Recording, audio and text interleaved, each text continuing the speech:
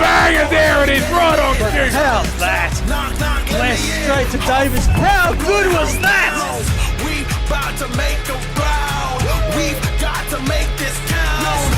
Take the ball and raise it now. Make the noise go crazy loud. It's all moment, let me hear. Jake Tucker's taken off. Outstanding. Glenunga certainly have a great Soup, you're an outstanding man. Well done. Congratulations on the flat. Oh, a bin chicken. Your 2024 premiers, the Port District Football Club. Congratulations, you legends. You are the best team.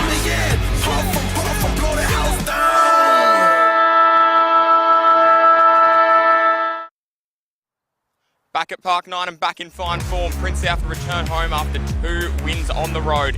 However, their opponents in Rostrevor begin round 3 in the BTR Excavations Adelaide Footy Division 1, one kick-off being 2-0, after Finn Wakeland missed a massive opportunity to put his team up with the last kick of the game against Glenunga. It's a massive thanks to our sponsors, Filming Footy, Sports Interactive, Classic Clashes, Custom by ORTC, High Five E-Bikes, Dartfish, Archie's, Jags Meatworks and Kimberley Resorts. And of course, round 3 is the Real Stakes round. Support your mates, not the stakes. Visit realstakes.com.au. With thanks to Filming Footy, this is the Adelaide Footy League.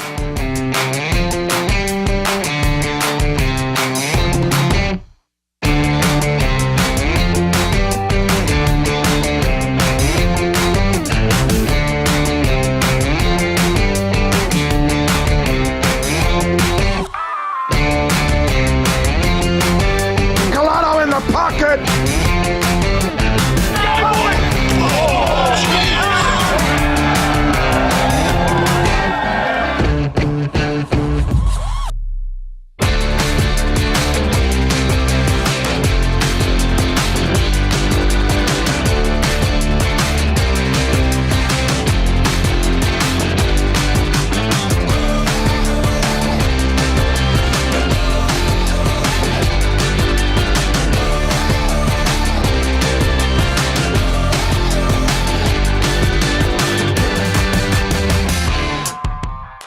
Well, here we are, Park 9, about to get going for Prince Alfred and Rostrevor. I'm joined by Adam Jeffries. Adam, talk us through firstly the weather today. It's warm. I'm going to get burnt, I think. But it's still early in the season. That was a bit cold last week, wasn't it? But no, it's a warm day. Players will enjoy it, though. And what can we expect from both sides? Let's start with Prince Alfred. Yeah, Prince Alfred, surprise pack at 2-0. Not for you, Lockie, but for everybody else. It was a round 1 win. We thought they could beat Broadview. They played well last week. But 2-0, they'll be pretty happy with that. With a home match to come, they'll be looking to go 3-0 today. And Rostrevor, what can we expect from the new boys? Yeah, they'll be stewing on last week. 1 point loss, had all the play against Glenunga. They should be here 2-0 as well. They'll be disappointed. They're a very good football team. Rostrevor, they won the Division 2 Grand Final over Salisbury North last year. I expect them to be pushing for finals in Division 1 this year. So we've got a mouth-watering match-up today. Yeah, we absolutely do. I guess a couple of players for people to keep an eye out as we get ready for the first bounce. Yeah, I'm excited to see McHenry play, of course. You know, ex-AFL player was playing AFL football last year. So excited to see what the playing coach can do. And Rostrevor, a very even team across the board. So that's why we'll have a really good game today. Yeah, absolutely. It's going to be a brilliant day. Just before we do let you go, your tip? I think Rostrevor win today. Rostrevor by 2 kicks for mine, but could go either way. There we go. It's going to be an interesting game of football, that's for sure. We'll see you soon for more from Park 9.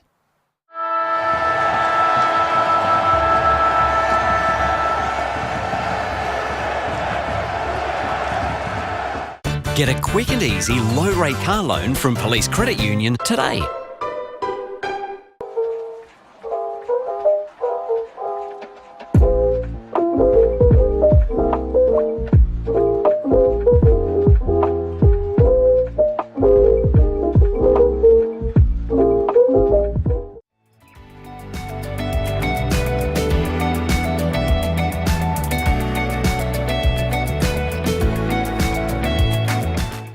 New Hyoketsu, vodka, soda, and frozen natural fruit juice.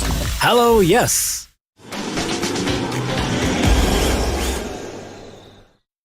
We've been housemates for, what, nearly 4 years? Yep, basically since I started my uni degree and you got your apprenticeship. It's been really good. Like, it's the little things, you know? Like, one of us is always around to house it when the other goes on holiday. And one of us is always ready to help the other out of jam. I don't know. Yeah, happen again. It's usually me. My HEC stat doesn't leave a lot of room for holidays or working transportation or food. But it's worth all the debt, right? No. But what about your debt? Debt isn't a problem for me. I get paid to learn.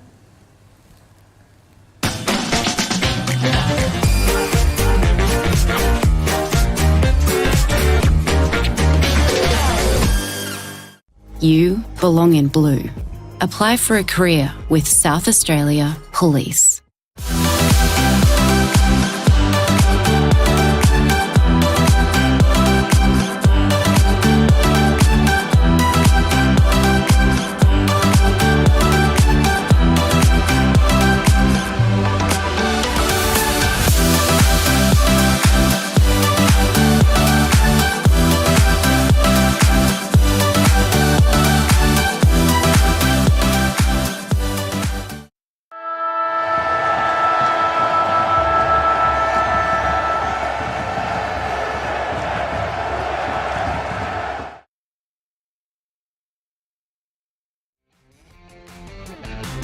Park 9, where the question will be answered, are Prince Alfred pretenders or contenders? But standing in their way, they've got Rostrevor. It's going to be an absolutely fantastic day for footy. I've got Adam Jeffries next to me. My name is Lockie Gould. Adam, talk me through, firstly, the feeling around this one today. First of all, it's hot. Apologies for the cap. But she's a warm day out there. 25 plus degrees, which is nice for the players. The oval is immaculate. Two old collegiate teams, powerhouse Division 1 teams for the last 10 years, going at it today. Should be a good game. Yeah, the battle of the colleges. It certainly will be a great game for footy here in the BTR Excavations Division 1 for the Adelaide Footy League. Can't wait for this one to begin. We're probably about 15 minutes away, or slightly less than that from kick-off, maybe 10 minutes as the umpires walk out. Of course, this is the Real Stakes round. So the Real Stakes, support your mates, not the stakes. Visit realstakes.com.au, a very important message for the Real Stakes round 3. The ladder here, have a look at this. Sacred Heart sitting on top. They've got 4 points. They've played 2 games. Prince Alfred just underneath them. Rostrevor, so unlucky last week. Finn Wakeland missed a golden opportunity so that they could be 2-0 as well. Salisbury North, St. Peter's, Port Districts, Golden Grove and Glenunga all with 1 win apiece, as are Payne and Nord Union and Broadview sitting on no wins just yet.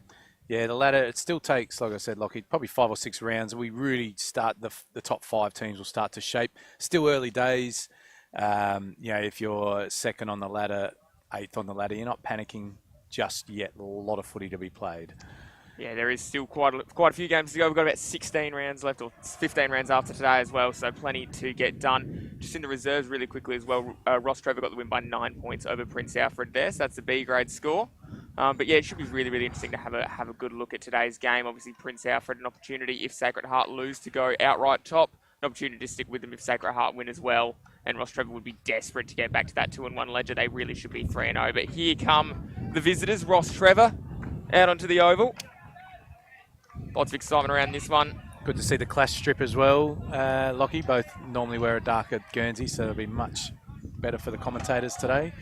Well, they've kept this in mind. Lanzoni let them out, and they are ready to go. Look at that. What can we expect from them, Adam? Yeah, like I said, Rostrevor, so back up from Division 2. Sorry, we'll talk about them in a moment. We will, yeah. Lockie. Division 1, obviously, premiers in both 2023 and 2021. Out come their challengers, though, today. Prince Alfred back home for the first time in 2025 after 2 wins on the road. So they'll be pretty desperate to make this home fortress as good as their travelling record as well. Make sure they walk away from today with 6 points. Premiers last year in Division 2, spent a few years there and then were demoted in 2021. They finished 6th in demoted in 2022, finishing 9th, and then finished 6th in Division 1 in 2021, Division 3 there with the COVID errors in 2020 as well, which kind of threw a few things out. But, coming up, they're going okay. They're really starting to establish themselves as real sort of finals challengers, and that they're going to have a bit to say this year. They're not just here making up the numbers. Yeah, they were really, really unlucky to get demoted from Division 1. They won 7 games of football that season, and 7 games normally sees you clear, but 7 wins that season only saw them finish 9th, so they're really unlucky to get demoted down to Division 2 for 2 seasons, and now back up where they'll feel like they belong in Division 1. They've played in a lot of grand finals in Division 1 in the last 10 years. Division 1 premiers in 2017, I believe it was. So they're a proud Division 1 team. Absolutely they are. Prince Alfred, of course, their teams. Talk us through some of the players we can expect to see, obviously. Let's start with Tommy Sumner, the captain. Yeah, he's a great player, Sumner. He'll wear you like a glove down there at fullback. I'm glad that Hayden Jolly's still playing. One of the great kicks of the competition. Has been a stalwart over the last probably 10 or 11 years now. He's been playing for Prince Alfred after a small stint in the AFL and at Glenelg. Spoke to Craig Pitt pre-match. Really excited that he's playing, the 34-year-old. 6 goals last week. And obviously we're all keen to see how Ned McHenry goes. The responsibility of coaching, he won't have just the freewheeling cavalier playing attitude. He's got to worry about what's going on around him rather than just hunting the ball. So we should see how he adapts to that. Young team, though, as well. They are Prince Alfred, so done well to be 2-0 so far. Rostrevor, of course, have a look at this. Let's start with Lanzoni, the captain, and work our way through, of course, some of the excitement they've got on display. Yeah, Lanzoni, I think he kicked 3 last week. He's a crafty small forward mid. He's not super fast, but he's really crafty. They're a pretty even team, aren't they? You know, like, since the teams I coached against 4 or 5 years ago, the list has transitioned. They're a lot younger. They're very even across the board. They'll be strong defensively. They are very, very well coached by Damien Boots. They'll be hard to score against. And then again, if they can be efficient going inside 50, which they weren't last week, 9 goals, 16, they'll be stewing on that. Had 2 shots for goal on the siren. And they didn't get the job done. So if they can be efficient inside 50 today, they should be able to get the points. And Pedler, he didn't have a number for a large majority of today. I watched him pick it out. He's going to be number 9 today. So that's just something to keep in mind for you Rostrevor fans out there, and even fans of Prince Alfred and beyond, just to keep an eye on there. Harvey Pedler in the number 9. Yeah, it'll be pretty interesting. Finn Wakeland, I wonder what kind of week he would have had after the disappointment of last week. How do you kind of roll through that as a player? You know, obviously you missed the opportunity to, I guess, kind of live out your dream. Yeah, he'll just be disappointed in the moment, but he'll be okay today. Everyone would have got around him. No one blames him for the loss. 9 goals, 16. They should have got the job done before that. But he'll be disappointed he didn't take his moment. He'll be hoping he gets another one during his career. Yeah, absolutely, he will. There's going to be so much excitement between these 2 teams today. 2 teams, Rostrevor very, very clean. Prince Alfred will be looking to sort of, that they can go fast when they need to. Back into the middle here, though, for the coin toss. Have a bit of a look. Race there, Sumner coming in. And Zoni following as well. Wait to see what happens. Coin goes up. And Zoni wins the coin toss and says we are going towards the right of screen. So there's something to keep in mind there. Is there any wind or anything, Adam? I can't feel a lot. Can't feel a lot from here. It's perked up, but I did note that Prince Alfred in the B grade did kick 4 goals to 0 in the last quarter. So we may be going with the breeze here, Rostrevor. We'll keep an eye on it. Recent record in Division 1 sees the 2 teams sitting at 2-1. Prince Alfred got the job done 104-28 the last time these 2 teams met. A massive victory there. That was in round 14, 2022. Round 5 of the same year, it was Rostrevor who got that done. That was 81-61. And the final game there, it was Prince Alfred at round 12, 2021 in Division 1, 11-11-77. They beat Rostrevor, fairly inaccurate, 3-9-27. Can we take anything from that? No, it's a few years ago. There's a lot of players not there. Prince Alfred were a dominant team in that period. 4 grand finals, 2 premierships. Not a lot from there today. The players won't be too worried about the history. And of course, the other games in the BTR Excavations men's Division 1, you can have a look across all of these on the Filming Footy YouTube channel. Payneham Norwood Union, they're taking on St. Peter's. Port Districts have welcomed Broadview. Of course, Prince Alfred taking on Rostrevor. That's the one we're covering here. Glenunga are taking on Salisbury North, and Golden Grove right up north have welcomed the ladder leaders, although it is only 2 rounds in, Sacred Heart. Yeah, some good games there. Payneham keen to get a win. Glenunga at home against Salisbury North as well. Will be interesting to see how they play after losing their first game at Webb Oval 2 weeks ago to this mob Prince Alfred. So yeah, some really good matchups. We saw Lockie last Saturday in the Division 1 competition. The final margins in the 3 games played were 1, 3 and 6 points. So you want to be on the right side of those ledges, but they're always tight games in Division 1. We expect one here today as well. They always are. It makes us so excited just to know that we're going to get a really, really close game of footy 9 times out of 10. The other thing to keep in mind is, of course, we can't do this without our amazing sponsors. Filming Footy, Sports Interactive, Classic Clashes, Custom by RTC, High Five e-bikes. They're great fun getting out there. Dartfish Archie, Jags Meatworks, and Kimberley Resorts as well. We got a bunch of sponsors that make this possible for us, but a massive thank you to all of them. And we can't wait to get into the action as the players look to do us proud and give us a great game of footy to call. It's going to be really, really fun. You gave us a tip in the when we were out on the ground earlier, Adam. Is there a change? Have you had to think about it? Are you going to stick with your tip? Oh, this is a 50-50 ball game. Obviously, Prince Alfred sitting 2-0, looking good. Yes, they beat Broadview last week pretty comfortably, but we expect Broadview to be in a relegation battle this year. I just think Rostrevor are disappointed they're not here 2-0. They could have easily kicked 16-9 last week and be the form team of the competition. So I just think they're maybe a little bit more experienced and across the board. But we don't know. We don't know. It's still very early in the season. I haven't seen Rostrevor play because they've been in Division 2 for a couple of seasons. Seen a lot of Prince Alfred last year. They've got a young team sprinkled in with 4 or 5 seasoned players. So let's see what happens. It should be an even game of football. We think Rostrevor might have the breeze at their back. But Prince Alfred do like playing here, Lockie. There's the wide expanses. And the other thing to note here with the change of coach, whether there's a slight different change in game plan this year. They've been very much a ball possession team. They don't like to just go long up the line. They like to keep possession of the ball. I'll be interested to see what different structures the new coach has brought to Prince Alfred this year, if any. Well, he didn't. Well, I talked to him. He was the first coach I had a chat to in December of last year around what his plans were for this year, and he said, "I'm not reinventing the wheel from what Pitty's done. He's given me a perfect foundation." So it'll be interesting to see what changes he has made so far. Obviously, they're sitting at 2-0, and they look in a real fine form. I've tipped them to make the grand final, so it would make sense if I tipped them today as well, I think. Yes, and back to Prince Alfred as well. They've been playing that style of football for 10, 11 seasons. The coach prior to Craig Pitt instilled that, and Pitty carried on with it. So it would be hard to become more of a contested team than a lateral kicking team. But let's see what we see today. Absolutely. We've got a ripping game of football about to get underway from Park 9. The battle of the should-be undefeateds. But as it is, we're away. Ball sits down. Collected there by Neil. He nearly gets it out in front of Jolly, but the long soccering ball just goes inside forward 50 for Rostrevor. Sumner was there, but he couldn't work it out. Ball hits the deck. Collected. Baldwin snaps on goal. Can he get the first? You bet he can. Big start, Rostrevor. They're away within the first 18 seconds of this one. Yeah, great start for Rostrevor. There's a bit of a scrimmage in the middle. It was a smother, then a quick kick off the ground, got the centre clearance and inside 50. It was just a ground ball. And it was actually a great snap. He made it look easy. He had a defender hanging off of him. Just a smart snap under pressure.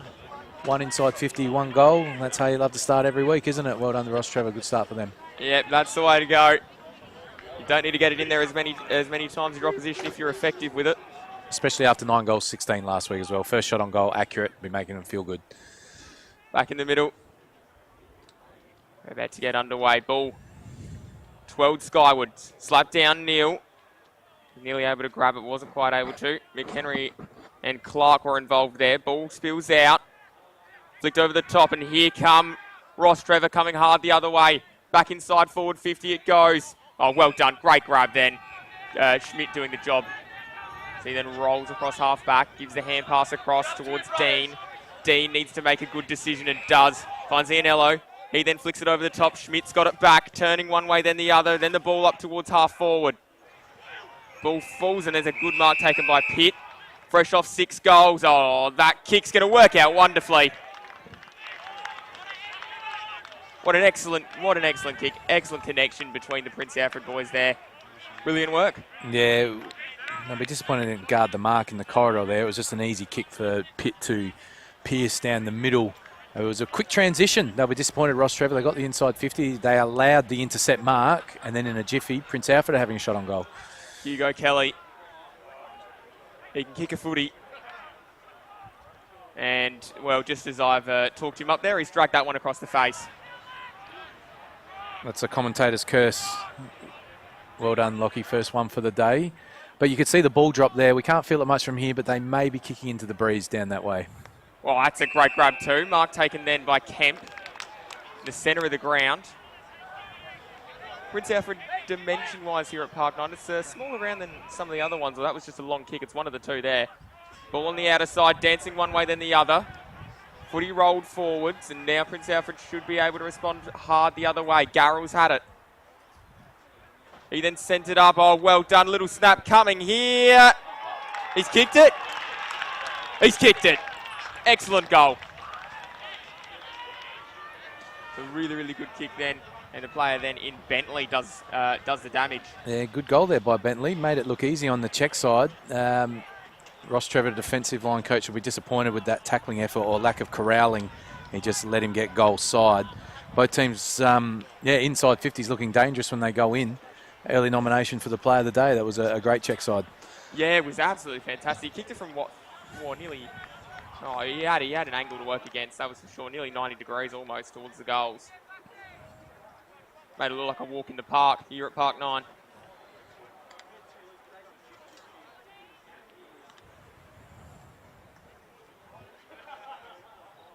Ball goes up and tapped down.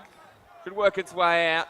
McHenry was bumped off the footy off play, but they're going to let it play. Ball then rolls towards Ianello. He then flicks it back inside. McHenry goes and grabs the footy and Kemp grabs him. And that one's going to be going up in the centre of the ground. Trent Farr also involved for Rostrevor. Ball thrown aloft. Comes down, just trying to burst his way out, then did a fantastic job. Rostrevor at the back of the pack. Butcher, he nearly got it forward, just trying to shrug off everybody at the minute. Did it fantastically well and got the kick up. Big defensive fist came in. Now they're going to work towards the outer side. Dean kicks and doesn't quite work out. Able to be collected though. Prince Alfred able to recover. Schmidt, just a long high footy. Plenty weight underneath that. Collected. McHenry probably should have laid the tackle and didn't. Butcher. And Rostrevor working it round at the back quite nicely. Little kick up. That works out. Mark taken by Bradford. Helter Skelter. Lockie, good call. See if we can slow it down, get a contest up the line right in front of us here. Here they go. Everyone flies in. No one able to grab it though. Yeah, hold call came. We're going to have a ball up. You feel that breeze coming into our face a little bit, can't you, Lockie? So I do think Rostrevor might just be aided with a 1 or 2 goal breeze here. They did win the tap. And I'm going to go out on a limb and say Lanzoni definitely knew more than we did. Ball goes down. It's nearly inside forward 50. It bounces there momentarily. The defence, though, wearing the maroon strip of Prince Alfred, should be able to get it out. Long kick out from Singleton. Footy now in the hands of Perks. Perks then goes, finds Jolly on the outer side, or the near side, sorry. He then finds Ianello, and Ianello in no real rush at all. Jack turns and towards the top of the goal square. 1 grab, then 2. Easy as you like. Really great grab then. Good patient build-up in the end there from Prince Alfred, which they're known to do. They don't want to just blast. That was a nice advantage side kick inside 50. But again, I think the Rostrevor defensive line coach will be a little bit disappointed they didn't get a spoil on that ball that came in. And is it Bentley again, lining up for his second after early nomination for a goal of the day? He'll be feeling good. So Bentley leans back, and that one has also shaped the right side of the post for him. He can kick him from the impossible. He can kick him from directly in front. He's having a great start to the game, James Bentley. Yeah, 2 goals early when you're playing full forward, where his name, he kicked 3 last week.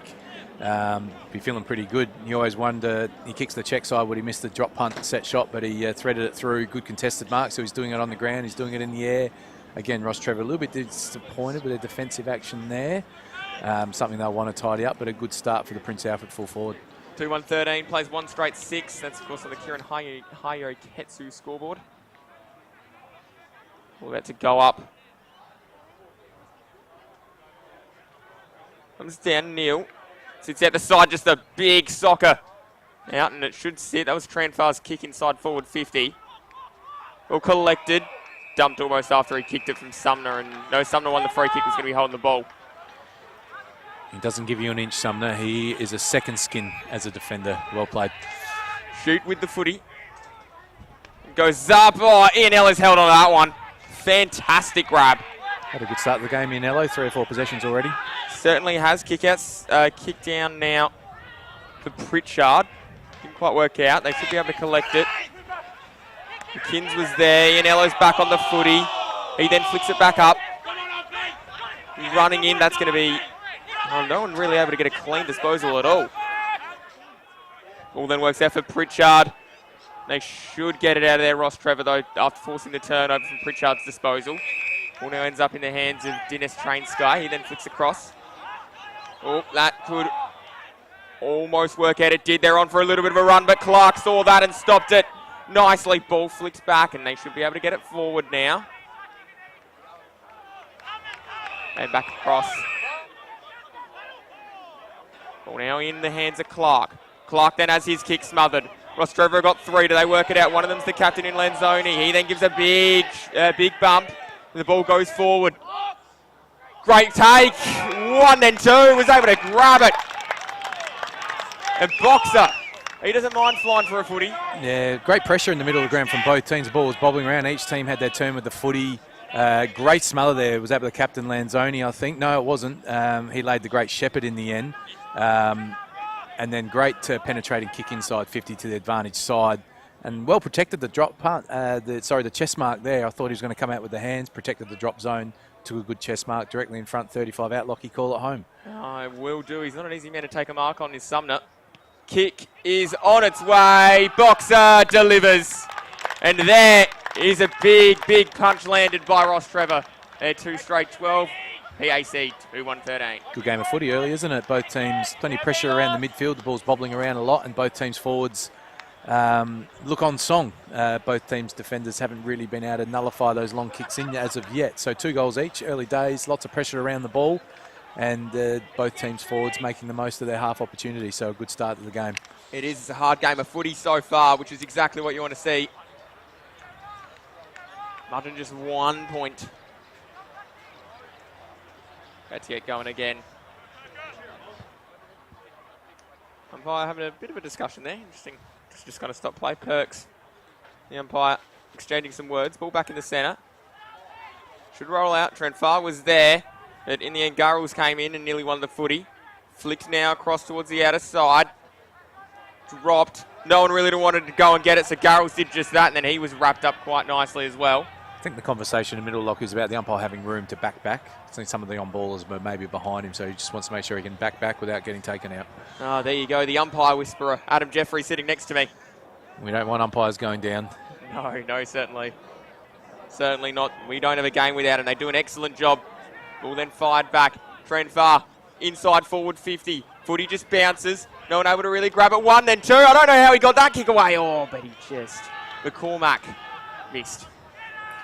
Again, look dangerous inside 50, don't they, Rostrevor? They go in, they get a shot. See what Prince Alfred like to do on the kick out here, whether they want to maintain possession and come down one side.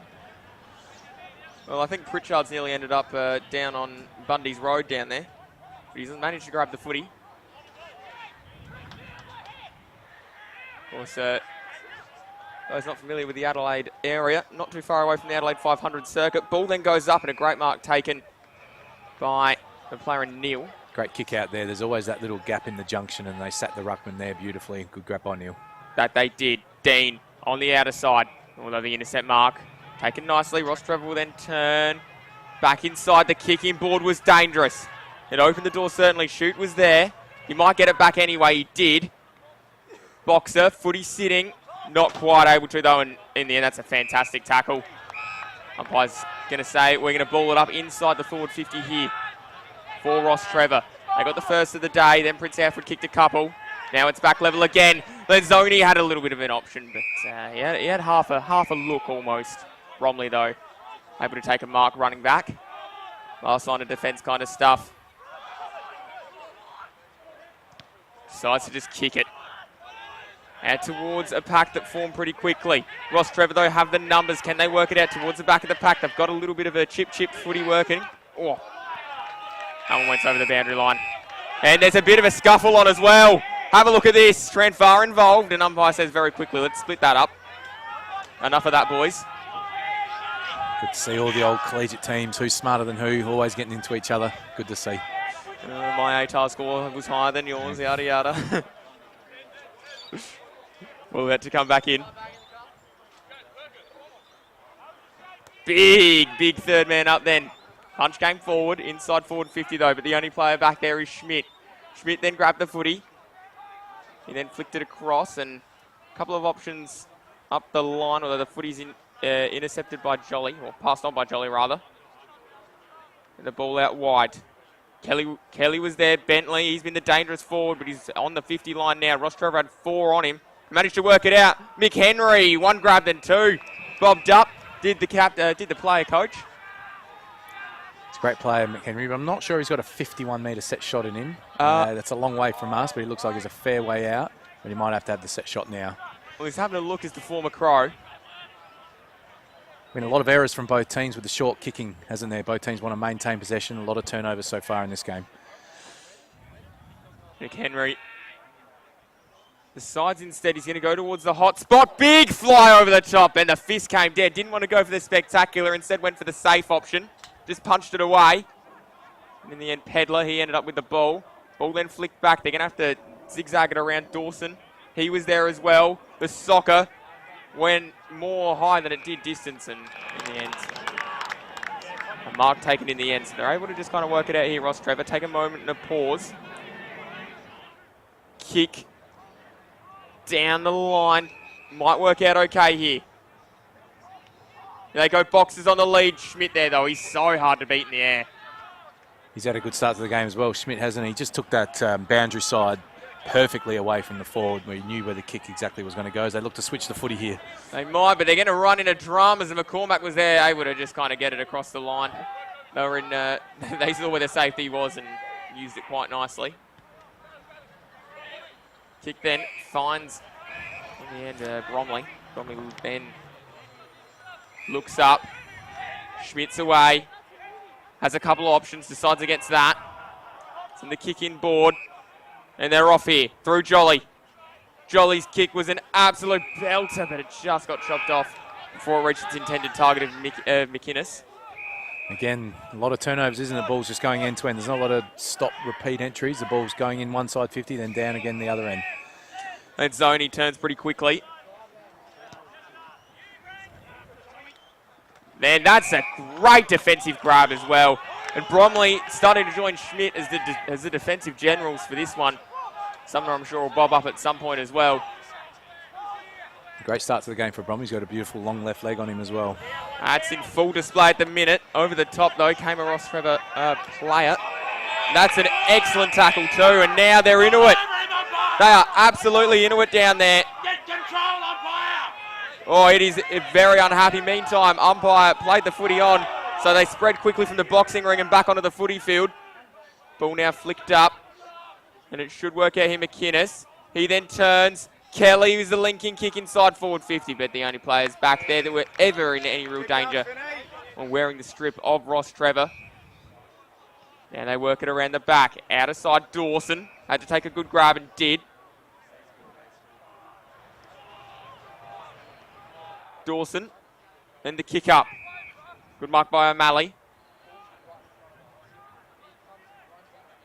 O'Malley down the line. Very, very slow, methodical play. Great grab, though. That was absolutely spectacular. And Schmidt again just getting involved. Yeah, he's been awesome so far. Intercept marking, looking to switch the footy. And we've got a little 25-metre penalty here, which should help Prince Alfred go inside 50. They've only gone inside 56 times, Prince Alfred. They've taken 6 marks. So they are looking dangerous when they go in. Let's see what happens here on a slow play, whether they'll look to maintain or whether they'll go long to a contest. Schmidt decides long towards a contest. Everyone flies again. Pitt then brought it down and no one able to quite win it out there. Tackle laid pretty convincingly on Baldwin. He wasn't going anywhere. McInnes, he's involved as well. Ball then falls down. Flicks back from DeMatteis. Now the snap on goal. One there. They're desperately defending here, Rostrevor. They've got to do that. And they do work it out towards the near side now. Well, it should turn back the other way. Ball bouncing and working along the wing. Was in front of Pritchard. They're all diving in now. Was that tunnelling? Umpire said absolutely it was. That's the old controversial one. Used to be a head-high tackle, but now it's taken the legs out. A player in Bradford ends up with the ball. Now the kick towards Clark. A little sit. Schmidt then came in. There's about 8 of him out there at the minute. And he gives the big defensive fist and a couple of high fives to his teammates. So you can see how the game's unfolding here, Lockie. Rostrevor are getting a lot of the ball, but Prince Alfred's full-back line are well in control, aren't they? Schmidt, Bromley and Sumner. proving hard to get past at the moment. They need a contest from their tall forwards to Rostrevor. Ball comes back in. Should be grabbed then by Trenorden. Wasn't. And this is the thing, they've got young key forwards as well, Rostrevor, so they'll get better. But they're young forward line at the moment. Ball comes down. I'll work it out. Big snap from Ianello. And that mine's intercepted quite nicely there. They'll turn very quickly with Mead. I was informed by a good source, no relation to Jackson Mead at Port Adelaide. Just a happy coincidence. All them works out quite nicely for Stepik. And they don't want to go long to their tall forwards, do they, Rostrevor? They want to maintain possession and try and hit up a lead, given the dominance of the fullback line of Prince Alfred so far. Oh, big fist, and that one's going to go over and out as well. And, oh, there is a lot of feeling in this one early. It's good to see. Let's just hope it doesn't spill over into something silly. There will be a free kick to Prince Alfred. Gave him a little ear massage on the way through there. So good umpiring. I wasn't sure if he'd paid it. Took a bit of an exception to the ear massage coming through. But again, you can see Prince Alfred very well drilled defensively. I'm impressed. They're taking the leading lanes. Their one-on-one defenders are winning those matchups so far. So Rostrevor having to go via the Cape to try and find a winner inside 50. Since that first snap on goal, 10 seconds in, Prince Alfred have been on top. But they have. It's been an excellent game of footy so far. 19 minutes into this one. Long footy down the line. Pack forms and at the back collected little. Should be a free kick and it should go the way here of Prince Alfred. It did. So true centre wing. Here at Park 9. Ball then goes up the line. Great mark again. Defensively, Baldwin this time doing the intercepting. And a 25 just for a little late bump there. Not a lot in it. That's why we like the 25-metre rule. Little penalty.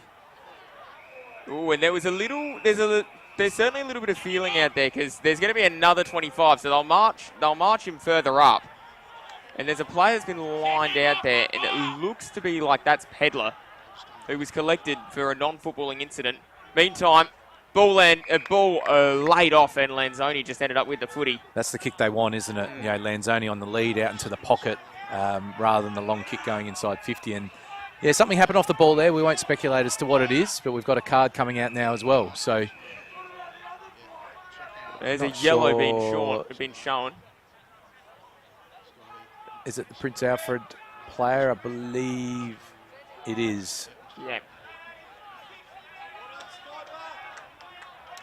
Yeah, something going on off the ball there. The umpire saw it. We'll get a report on that after the match. Luckily, we won't speculate as to what happened here in the commentary box when we don't exactly know, but plenty of spice. It's good. It's good to see. This is a big game of footy, isn't it? Lanzoni's going to have the snap here, Lockie.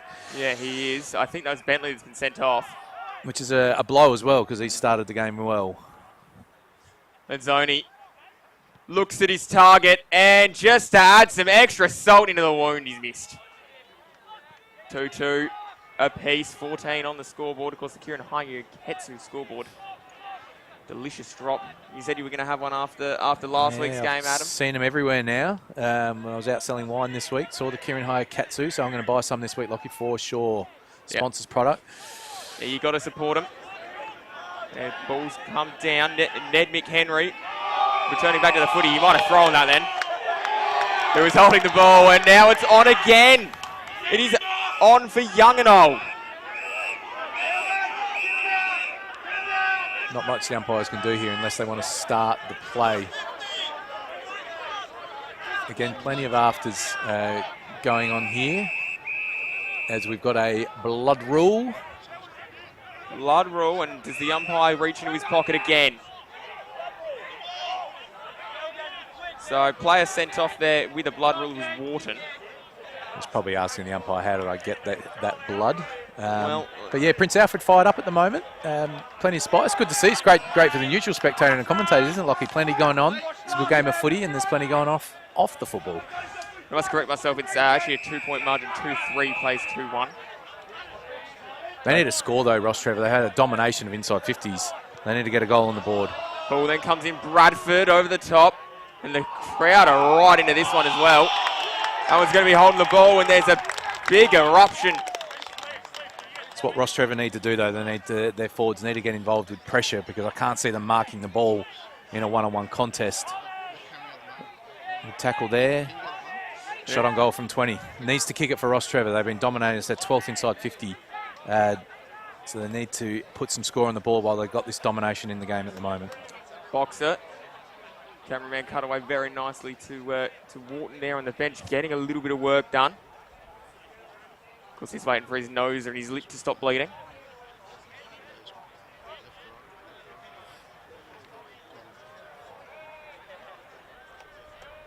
Boxer on the way.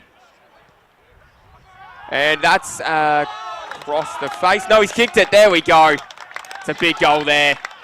And they move to 3-3-21. Prince Alfred 2-1-13. Goal umpire went a long way, didn't he, there? Like he missed. Just a nice theatrical effort from that goal umpire, but it was a straight kick and exactly what Rostrevor needed. Like I said, the last few entries has got what they wanted. They're not going to take a lot of contested marks, they're young forwards. They need to hit the leads into the pocket. And then when the ball does come in at ground level, they need to be hungry at ground level and apply pressure like they did on that occasion. So good goal for Rostrevor. They're on top, Lockie. They've had 13 inside 50s to 7.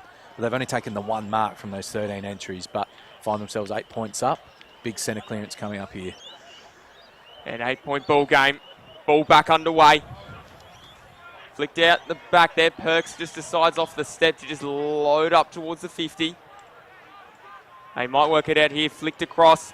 Well done with Jolly. Jolly looking one way, then the other, then the snap, and that one is across the face. Didn't make the distance in the end. Quickly laid it off. Now they should be able to get out. Ball on the outer side. Should be collected and is well done. Got rid of his opponent. Turned back inside. That was excellent work from Shoot. Schmidt, though, he was waiting. And he decides to put it up over the top. Well done, McInnes. And he takes his time. Drilling ball inside. Nearly grabbed, wasn't grabbed. Knocked away at the last second. So Rostrevor defensively working hard. Able to turn one way, then the other. Get it out, and that's a good mark there from Clark. He was waiting, ready to be set up. One of their veteran players, Clark's been out here playing for, again, almost a decade. Steady head. He'll look for a short pass inside 50. Does just that. Wasn't able to quite get that option, though, as the footy's wrapped up nicely, and we should have another ball up. An 8-point ball game. All 12 skyward, tapped down. Kelly that time doing the rucking for Prince Alfred. And a ball up. Wait, that one tackle laid by Scott Bentley.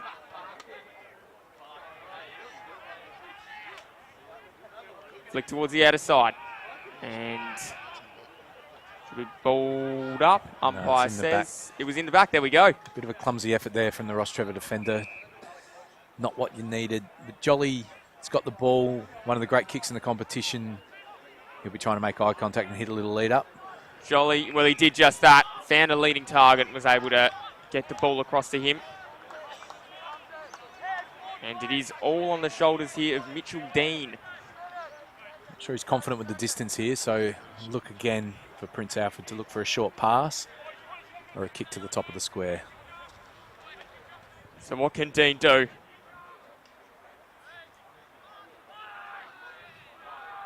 Wheels around. Kick is on its way, and that has gone through from downtown. What a goal there, Mitchell Dean. And that one moves them across the 3-1-19 Rocks. They are 3-3-21. And of course, from the Kieran Hayuketsu score, but have a look at this replay. Dartfish doing a brilliant job to bring us these ones. Yeah, I mentioned I didn't think he had the distance, so what he did, he went on a big arc and got away from the man on the mark and absolutely flushed it from barely on the 50-metre line. So that's a great kick by Dean. Much needed goal for Prince Alfred, who were under the pump for 5 or 6 minutes there. They've been defensively sound. They haven't won the midfield battle as yet, but 2-point ball game. Well done to Dean. Great shot on goal. It was indeed. Back in the centre. Rucks collide in the centre of the ground. Ball then finds its way out through Perks. Rolls inside forward 54. Prince Alfred at the back there. Rostrevor were leading that foot race. Ball then flicked up, and there is the quarter time siren. 3-1-19 plays 3-3-21. This has been an excellent quarter of football here in the BTR Excavations Adelaide Division 1. Umpire has the footy in the spotlight as well. They're not igniting at quarter time here.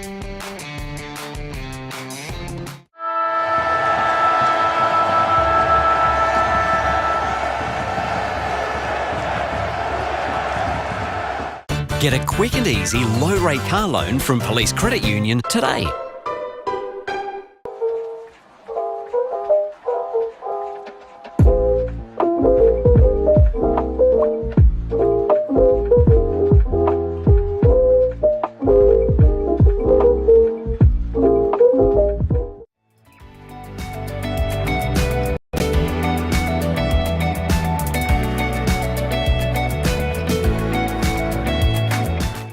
New 氷結 Vodka, soda, and frozen natural fruit juice. Hello, yes.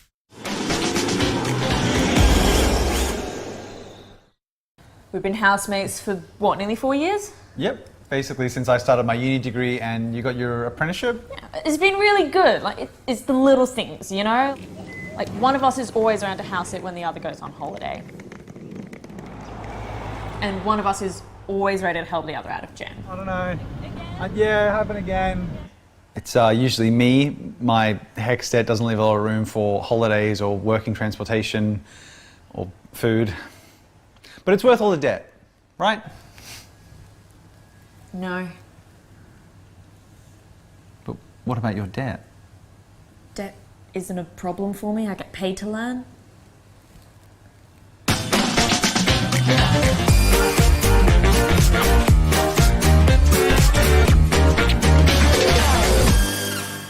You belong in blue.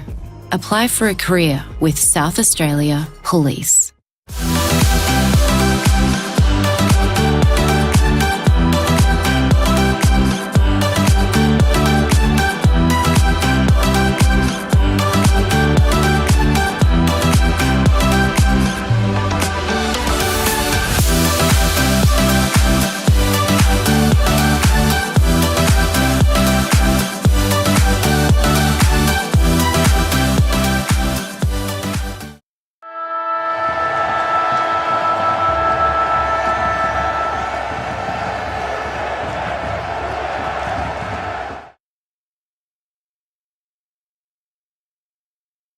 Park 9 is what has been an enthralling contest of football 3-3-21. Plays at 3-1-19, a margin of just 2 points at the first break in favour of the visitors, the new boys, Rostrevor.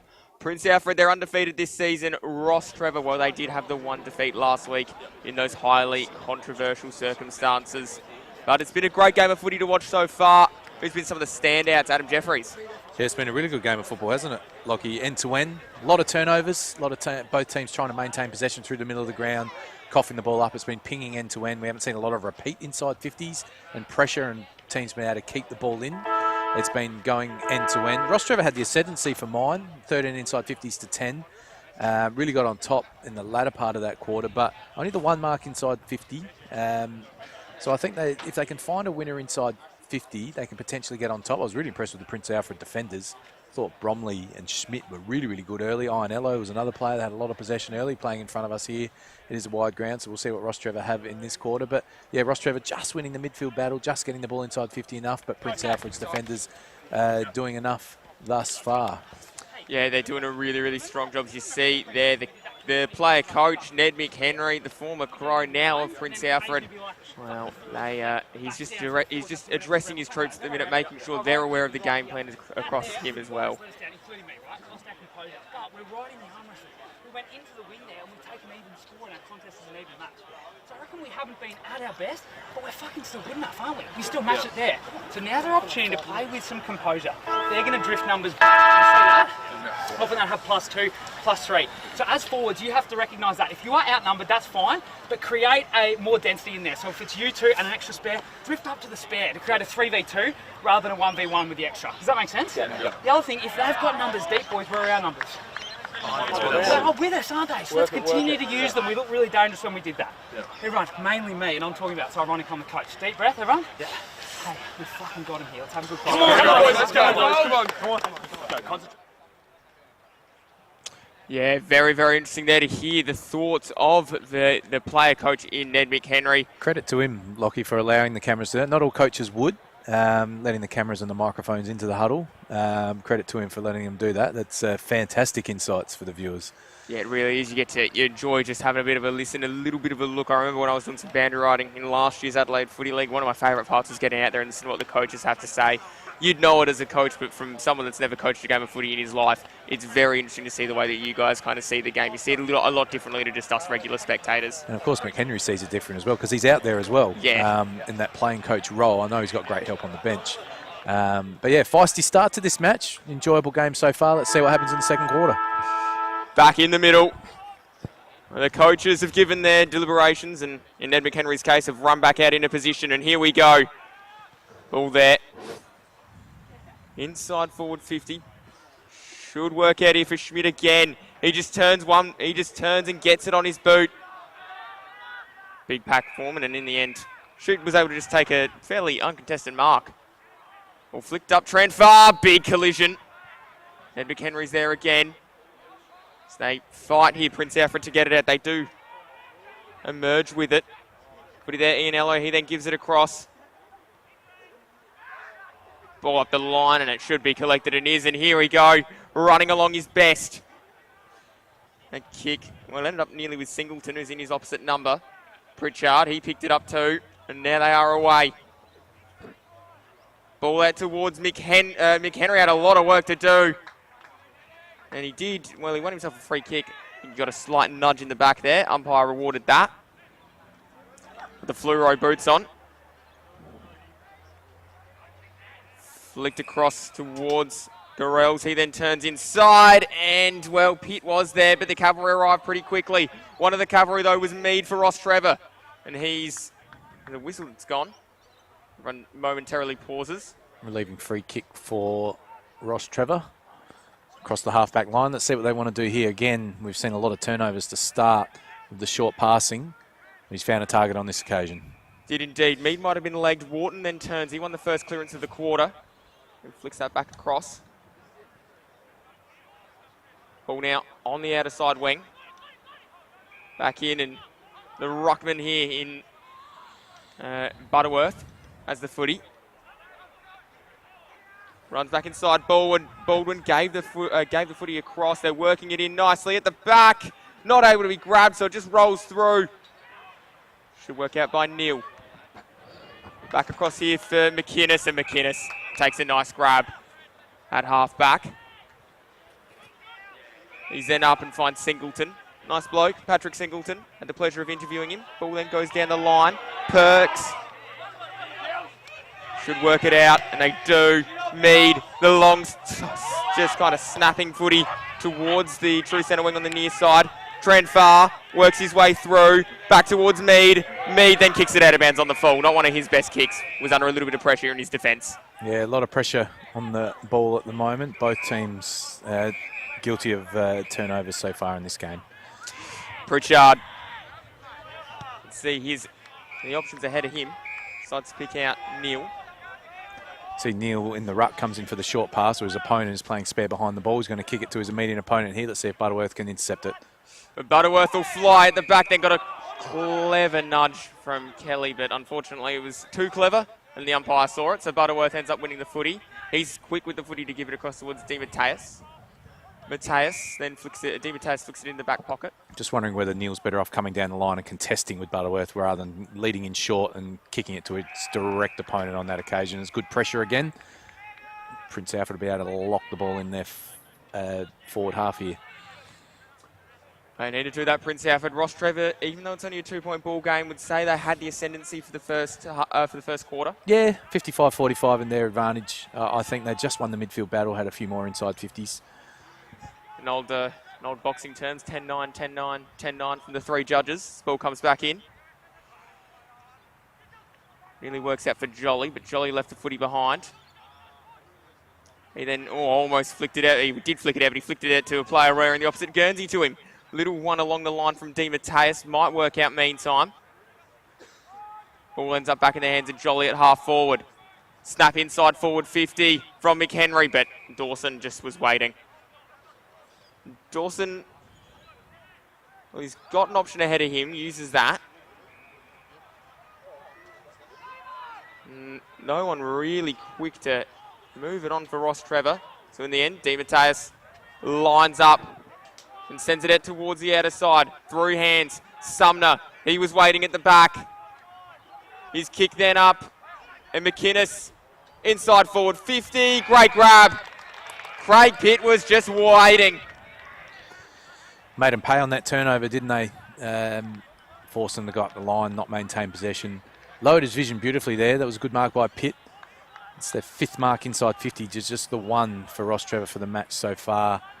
Don't want to put the commentator's curse on Lockie, but Craig, very experienced player from 35, 40 metres out directly in front, should kick the goal.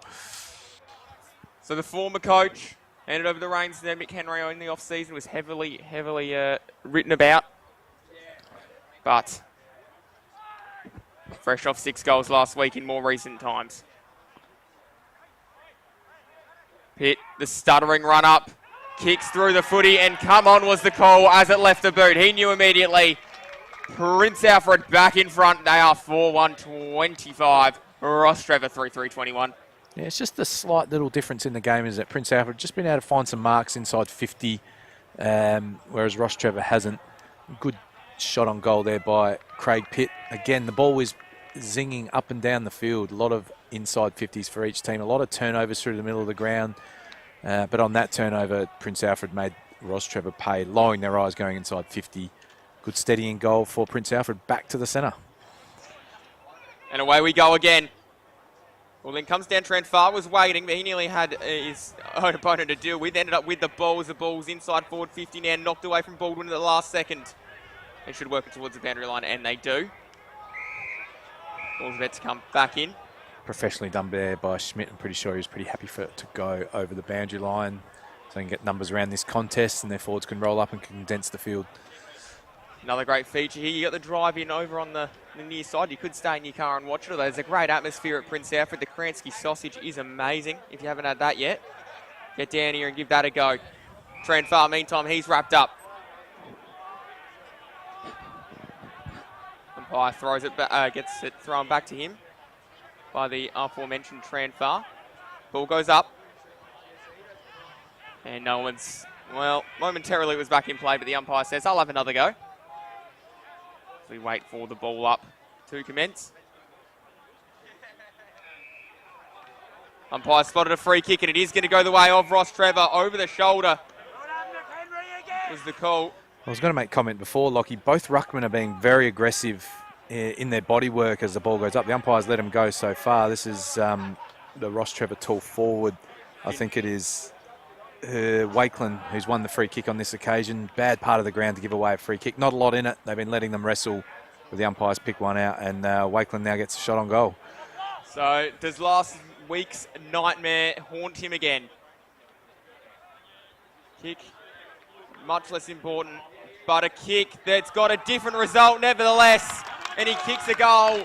Finn Wakeland, and they will get around him. Good work there from the young key forward as he moves. As he moves the scoreboard along 4-3-27, plays 4-1-25. Yeah, they're coach killers, aren't they? Giving ruck infringements away in front of goal. But Wakeland had to make him pay, and he did. Nice shot for goal from 35, 40 metres out directly in front. Well done to him. Good steadying goal for Rostrevor. It's even Stevens' ball game, isn't it? 2 points the difference. Both teams having their moments. Rostrevor have won the first 2 centre clearances of this quarter. Let's see what they can do here. Of course, that scoreboard, a margin there of just 2 points brought to you on the Kieran Hayo Ketsu scoreboard. Hello, yes. Thanks to Kieran Hayo Ketsu scoreboard. Hello, yes. So we go again. Nearly wins it out.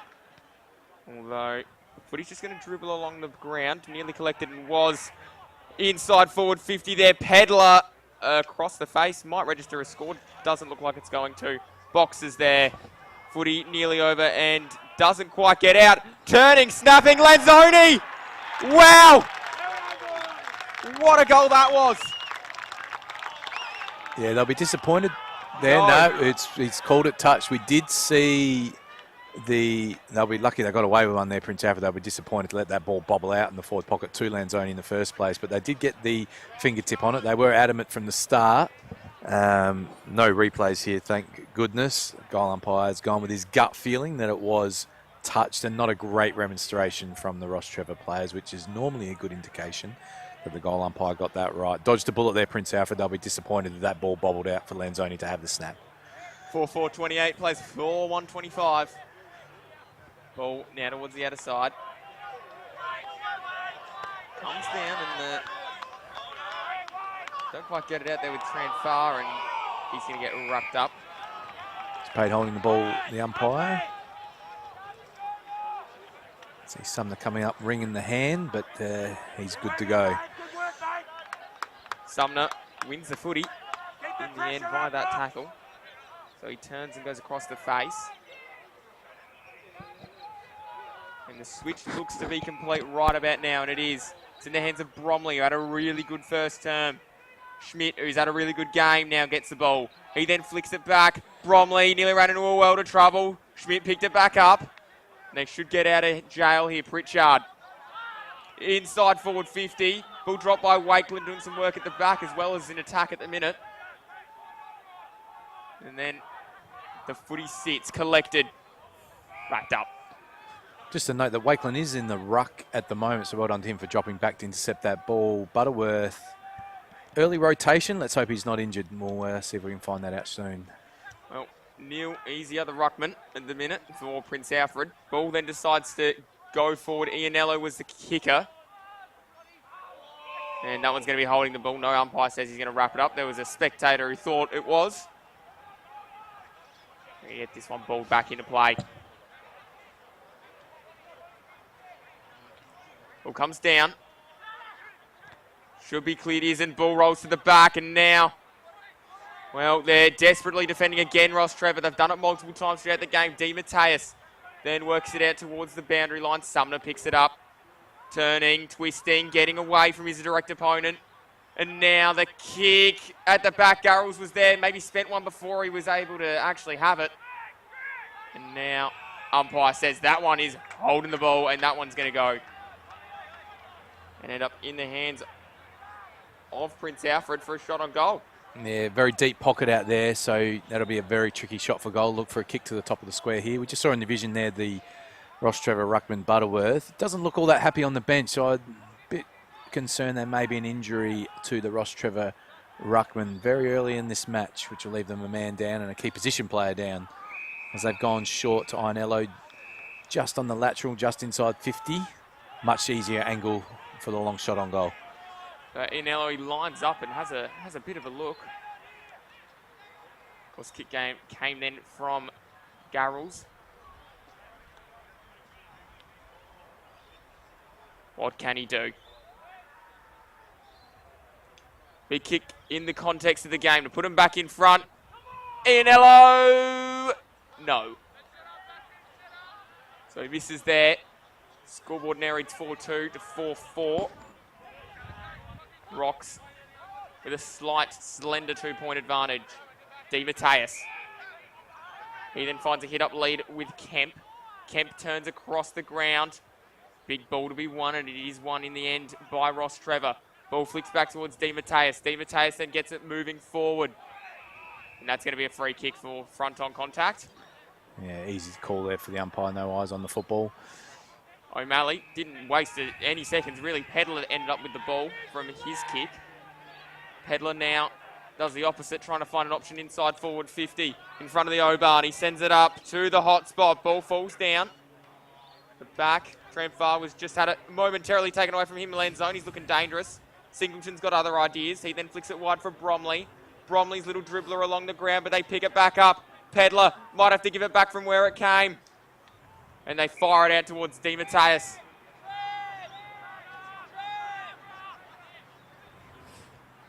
He's in no rush at all.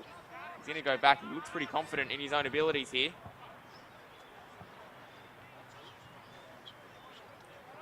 He is eyes are darting though. Very deep pockets here. Look for a ball to the top of the square. So decides.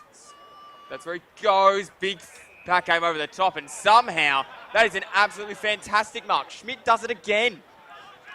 Hit. Just the one area of their game they need to tidy up, isn't it, Rostrevor? They just need to get a contest there. He's been so good, Schmidt, though, hasn't he? Another intercept mark for him. Well, he's probably saved a couple goals at least of his own hand and then off his boot as well. Singleton then turns and well, he gets the footy. Now they are away, one bounce. They'll go streaming through the centre of the ground with Dean. Ball then falls towards Garrels. He's got to flick it back and does quite nicely. Pitt rolling it in towards Perks. Perks tracked it on the boundary line. Got rid of one. And the option there. Oh, Kelly spent it before he was able to take the mark. They're going to get a goal anyway. And the umpire's gone to the sock. That's going to be a red card. Or yellow.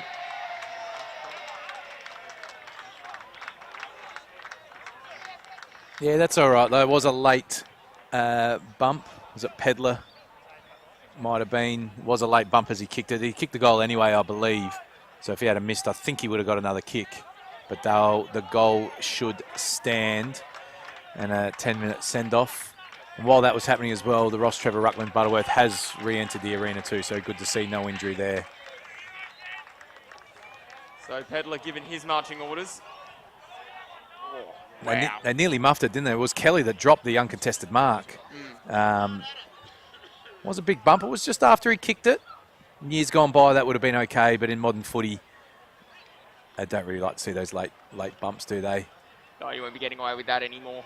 But the yellow card's not a massive penalty. You can be replaced. He just gets a 10-minute rotation, Pedler, but he doesn't want to get another yellow card because that's when you do get the red. So he'll have to just watch some of the actions in the second half of this match.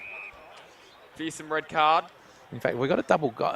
Does the goal originally stand? We'll have to find out whether it's going to be a goal and then a double goal here. They've given him another goal, so there we go. So it ends up, Garrels gets a couple for his day. Pretty sure that was a double goal, Lockie, wasn't it? The original goal stands, was it the snap-on goal? And then for the late hit, another shot on goal, which is, when you give away the free kick in that area of the ground, that's what happens. It's a huge penalty to pay, though, isn't it? Go from Kelly dropping the mark and to 2 goals in an instant.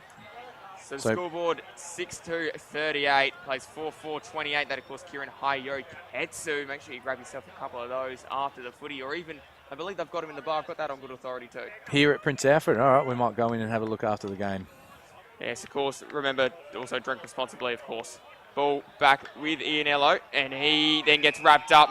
Wharton made sure he wasn't going anywhere and won himself the footy in the pro. No. I thought the umpire was maybe going to pay. Would have been hot, though. So the primary rucks resume their battle. Now, Ned McHenry, he was able to get the hand pass out. Ball quickly through the hands end of the defender. Again, probably a mark they should have grabbed and didn't. Good tackle. Umpire. Well, with the footy was with Wharton. Umpire let him play is what I was going to say. Baldwin then ended up with the footy. Darrells then flicks the footy back across towards Jolly. He's got that lethal foot, decides to go with the hands instead. Schmidt, he's then nearly caught in the end. And that one's going to be a ball up, Butterworth. I reckon Hayden Jolly would like to have that back. He's still the best kick in the competition. There's no need for him to give a handball to a player who's going to be under pressure. Go back and kick the footy, big fella, hit a target. Ball then ends up back down on the deck. And speaking of on the deck, that's where we find Butterworth. He looks to be in some discomfort, so hopefully he's okay. Neil is a very aggressive ruckman. He loves to use his body. He's not super tall, but he's super aggressive in those ruck contests. Neil did win the footy out. And back over the top. Oh, whack! Oh, that is brutal. Not sure what the call is here. For mine, he's come in and bumped him. I'm not sure if we can get a replay of that up, Hugo. For mine, he was running with the football. Yes, he could have tackled. He elected to bump. Not sure if there was any head contact. It was just a heavy hit, but a fair hit in mine. Let's see what happens here. Well, Bang. Garrels enacted his own form of revenge. And Bradford was the player that found himself. So I wonder, I'm not sure what the free kick is for. Is the free kick just for head-high contact? It must be, because other than that, it's not a free kick for being rough. It is Australian rules football. So it's interesting these days. In the modern game, when we see those big hits, the first thing we go is, but for mine, that was a fair hit. It's certainly looked that way. Ianello, meantime, is dancing around on the boundary line. He's then lost the footy. So, Rostrevor. Just need a steady and goal, don't they, Rostrevor? There's a lot going on here. Gave away the double goal. Just need the next. Certainly do. Well then, well, it was nearly with Norton, but umpire's going to ball that one back up. I think we've both been surprised. I'll get the amount of spice in this game, hasn't there? There's been a lot of body contact. A lot of the times these collegiate teams will play a ring and rosy kick and catch game. There's a lot of physical pressure and bumping and tackling. We've seen another high free kick here. Rostrevor will go inside 50. Can they find a mark? Boxer, it was his kick. Well, they can find a mark, but guess who? He's wearing a hint. He's wearing number 3, and he plays for Prince Alfred. It's Schmidt with the footy.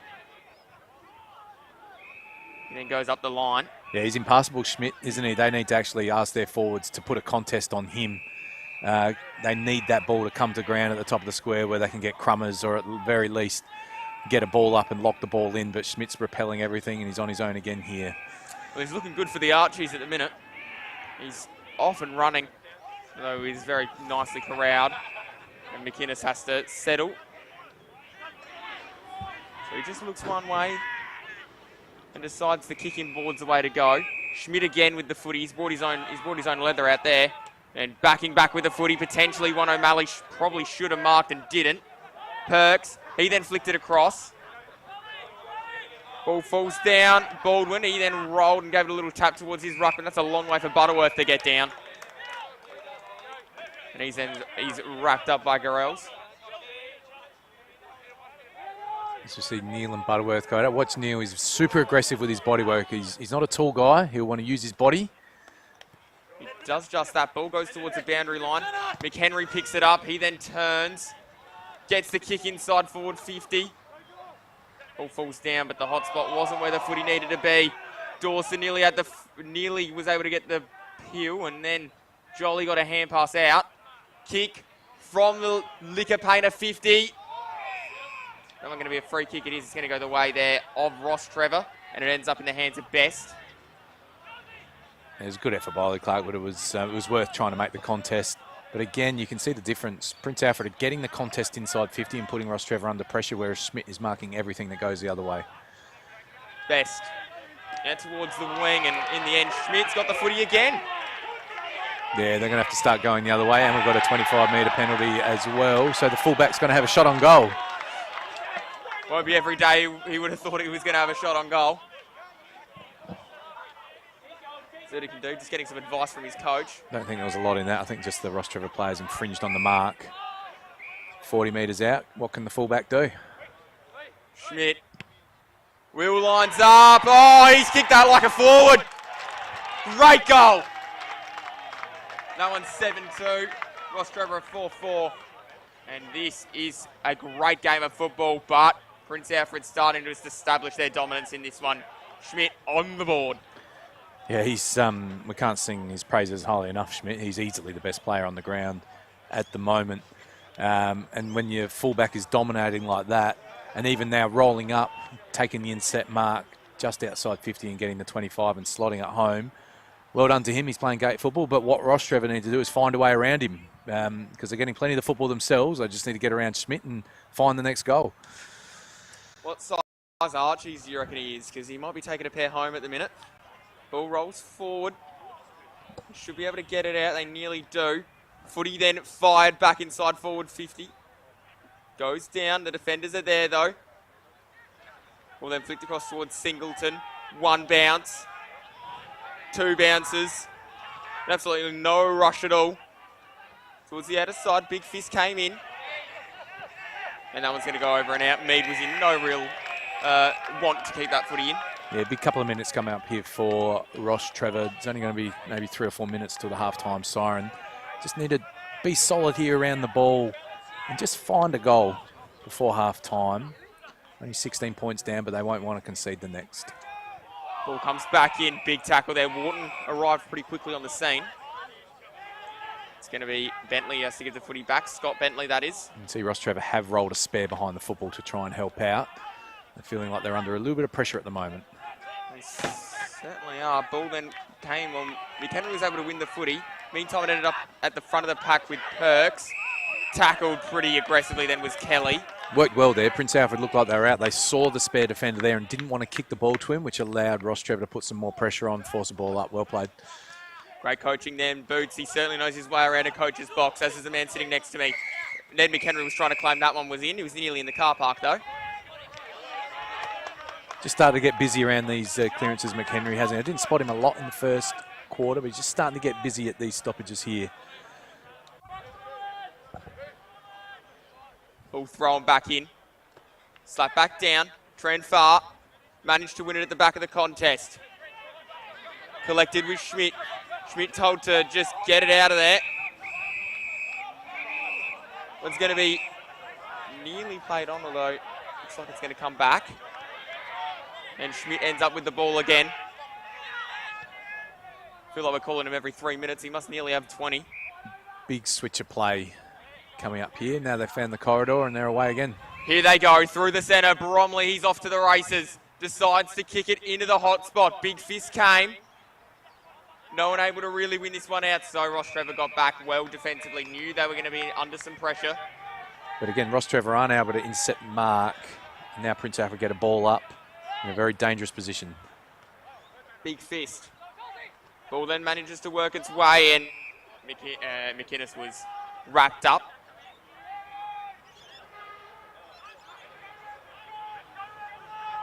Tap then. Butterworth definitely won that one out. Not sure then that Shoot was expecting that. Going to be another ball up. Of course, the Real Stakes. Support your mates, not the stakes. Visit realstakes.com.au. This is the Real Stakes round 3 across the BTR Excavations Adelaide Footy League. Ball comes down and it should be a ball up. This is where we've got an early siren here, just the 26-minute quarter. There you go. There it is, 7-2-44, plays 4-4-28. This has been an excellent quarter of football in the BTR Excavations Division 1 Adelaide Footy League. An excellent half, and we'll see you very soon after these commercials.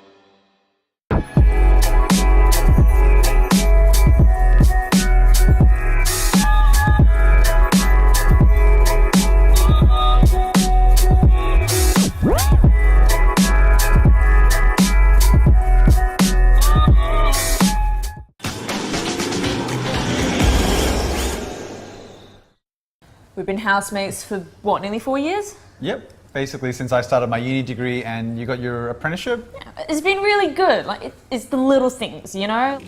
Like, one of us is always around to house it when the other goes on holiday. And one of us is always ready to help the other out of jam. I don't know. Yeah, happen again. It's usually me. My HEC stat doesn't leave a lot of room for holidays or working transportation or food. But it's worth all the debt, right? No. But what about your debt? Debt isn't a problem for me. I get paid to learn.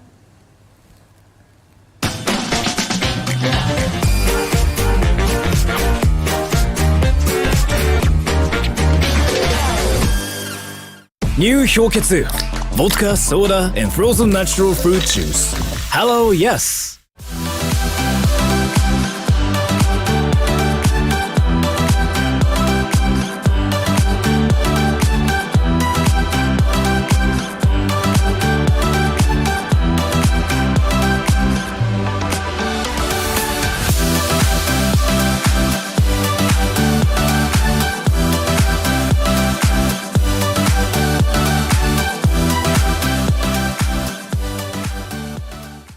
Get a quick and easy low-rate car loan from Police Credit Union today.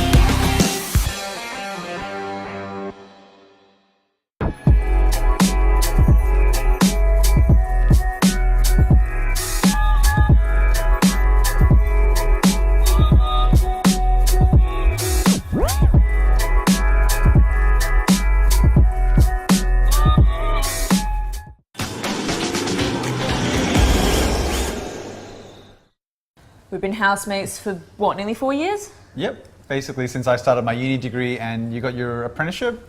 It's been really good. Like, it's the little things, you know?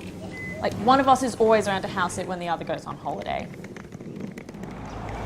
And one of us is always ready to help the other out of jam. I don't know. Yeah, happen again. It's usually me. My HECS debt doesn't leave a lot of room for holidays or working transportation or food. But it's worth all the debt, right? No. But what about your debt? Debt isn't a problem for me. I get paid to learn.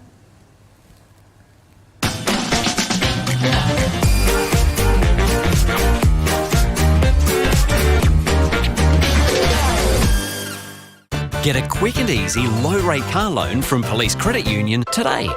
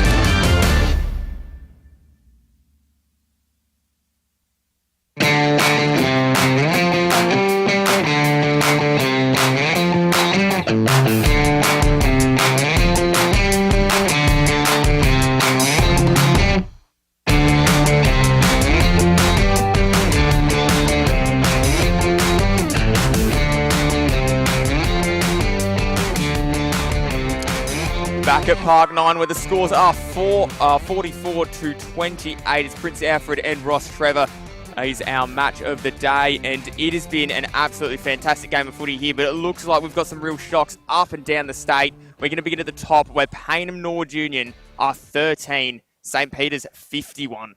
Yeah, a bit of work to do. They're paying him in the second half, haven't they? I thought St Peter's might improve a little bit this year, but they're on their way to a victory there. Should have won their round 1 game too, bar for a late goal for Port District. So they look improved. Payneham work to do. Certainly there. Port District, speaking of Port Districts, obviously they were the team that beat St Peter's in round 1, 56. Broadview Tigers, they're on 9. No real surprise there. Broadview struggling a little bit. Port District's out on top. As Prince Alfred come and make their way back onto the ground, we will get back to you the rest of those scores, either between the start of play in the third quarter or between the end of the day as well. Whistle goes, and we are about to get ready to rumble. It's going to be a fantastic day of footy. Looking like it's fantastic at Webb Oval as well. Glenunga 35, Salisbury North 31. Super close between those two teams. Yeah, that game will go down to the wire as well. We saw Salisbury North play a great second half of last week. Glenunga at home, different proposition. That's going to be a great game. We'll be keeping an eye on those scores.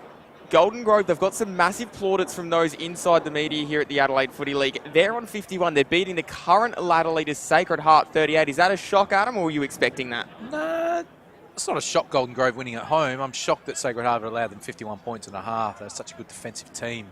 Last year, they only averaged 45, 50 points against for a match. But we do know that Golden Grove do have some attacking weapons, and they play aggressive football, take on some daring kicks at times.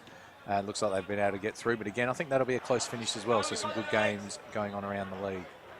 We're about to get back underway here again at Park 9, as I just said, and coming out onto the field here, Rostrevor. And only a bounce went away from that footy, and he flies it back towards Kemp, but they are looking ready to go here. It's going to be great to see. As they run out, both teams now going through their warm-ups. I wonder if Rostrevor will come out with something different in the second half. Like, they're actually playing good football, Lockie. They're down 3 goals, but they've had more inside 50s in this match. Well, so they're doing plenty right. What's not working, there's one player in particular, which is Schmidt, number 3 for Prince Alfred. He is the difference between the two teams at the moment. They literally cannot get past him when to get the ball in their front half or to get the ball inside 50. So they need something inside 50, and they need their tall forwards to just go to Schmidt and play almost a defensive style and just get a spoil on so they can get some ground ball goals that way, because they've only taken the 1 mark inside 50 for the half, and that was Lanzoni in the pocket in the first quarter. So if Rostrevor can tidy up that area, it's still game on here, but if they allow Schmidt to do what he's been doing in the first half, they're going to find it difficult to score. Yeah, absolutely. I did have a look at those Archies as well. We've got the size 6s here today, so we should be... he's got one hand on them already. He just needs to make sure he gets his pair on them to make sure he grabs a pair of Archies. Not sure what's going on with the sizing there, but still a great prize. Yeah, I should probably actually get some of the ones from the back of my car, because I reckon I've got size 9s and size 7s in there, and should actually, maybe help out poor producer Hugo sometimes. But back to the footy, which is going to be absolutely fantastic. We can't do it without our sponsors. Filming Footy, Sports Interactive, Classic Clashes, custom by ORTC, High Five e-bikes, Dartfish, Archies, Jag Meatworks, and Kimberley Resorts as well. Of course, we cannot wait for that one to get underway. We've got the Coach of the Week, Farmers Leap Winery. Goal of the Week, that's brought to you by Born to Build. Snag of the Year, that's brought to you by Jag Meatworks. Mark of the Year brought to you by Born to Build, as well as with the Goal of the Year. And the Mark of the Year is brought to you by Moonlight Suites by Kimberley Resorts, where the winner of that, 3 nights in Broome. That's an absolutely massive prize. The votes, you get a $5,000 e-bikes if you top that at the end of the year. That's from High Five e-bikes. Tons of prizes, so much great stuff coming out of the Adelaide Footy League. Best league in the world for football. Yeah, that's a big call, Lockie, but you're not far off the mark. And some of those awards for local football, worthwhile getting your hands on. Yeah, of course. We did mention this halftime of last week as well, but a fan can win themselves an e-bike as well. How that works, well, tune into Between the Posts on Tuesday night, and you'll be able to hear more about that as well. But we're about to get going as we return from the sponsor read and from the halftime break. Prince Alfred, they're nearly in position here as they work their way out. Rostrevor held a little bit longer Is that a tactics thing? Is that potentially just trying to make Prince wait? What's the go there? No, he's just asking for a big effort. Captain will be. But like I said, I don't think it's an effort thing at the moment for Rostrevor. It's a structural thing. It's just getting a contest inside 50 that you can't allow the opposition to repeatedly take those intercept marks. It drains the players upfield. When you can get a contest and a ground ball inside 50, things will happen. So let's just see if Rostrevor can make a little change there and the game will change quickly.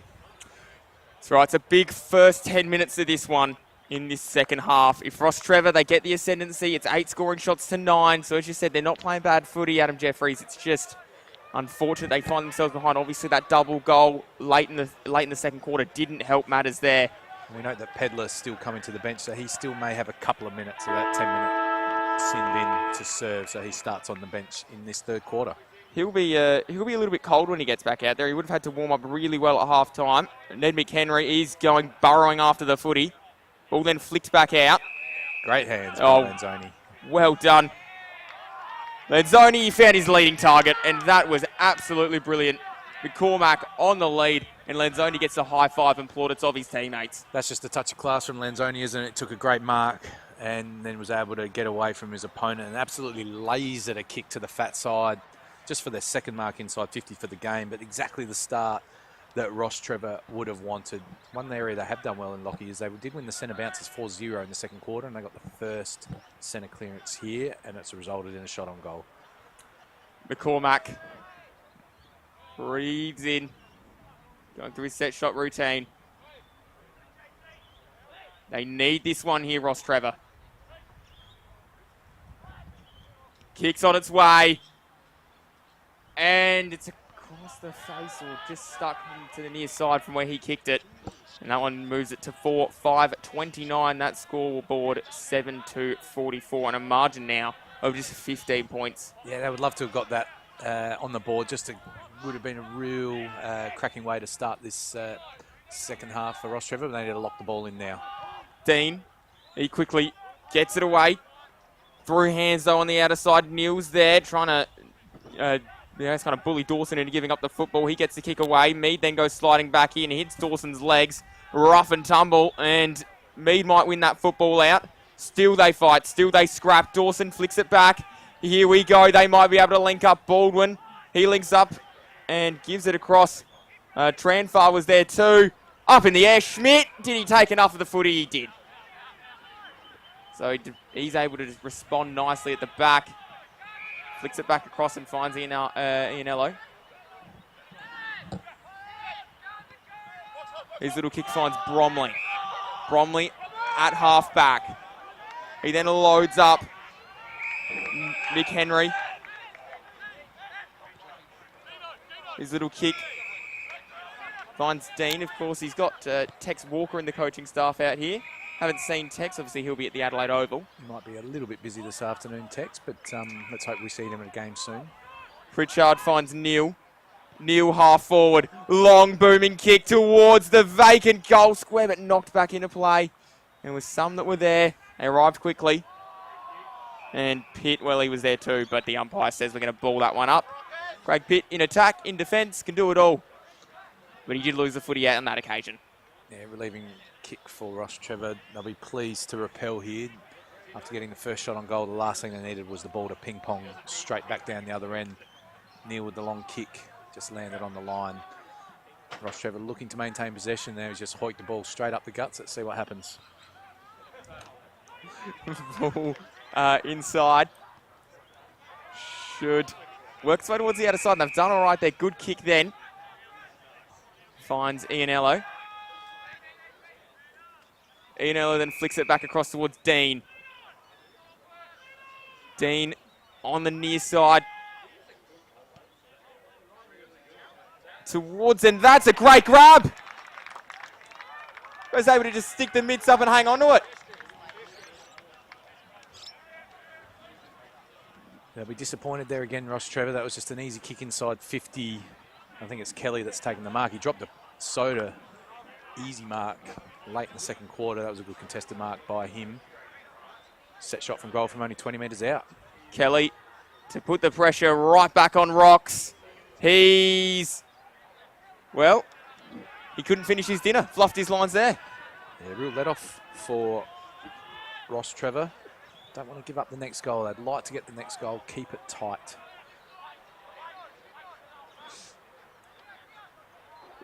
Ball now about to come out towards the outer side. Should get turned. McCormack wasn't able to do it, and over the line it goes.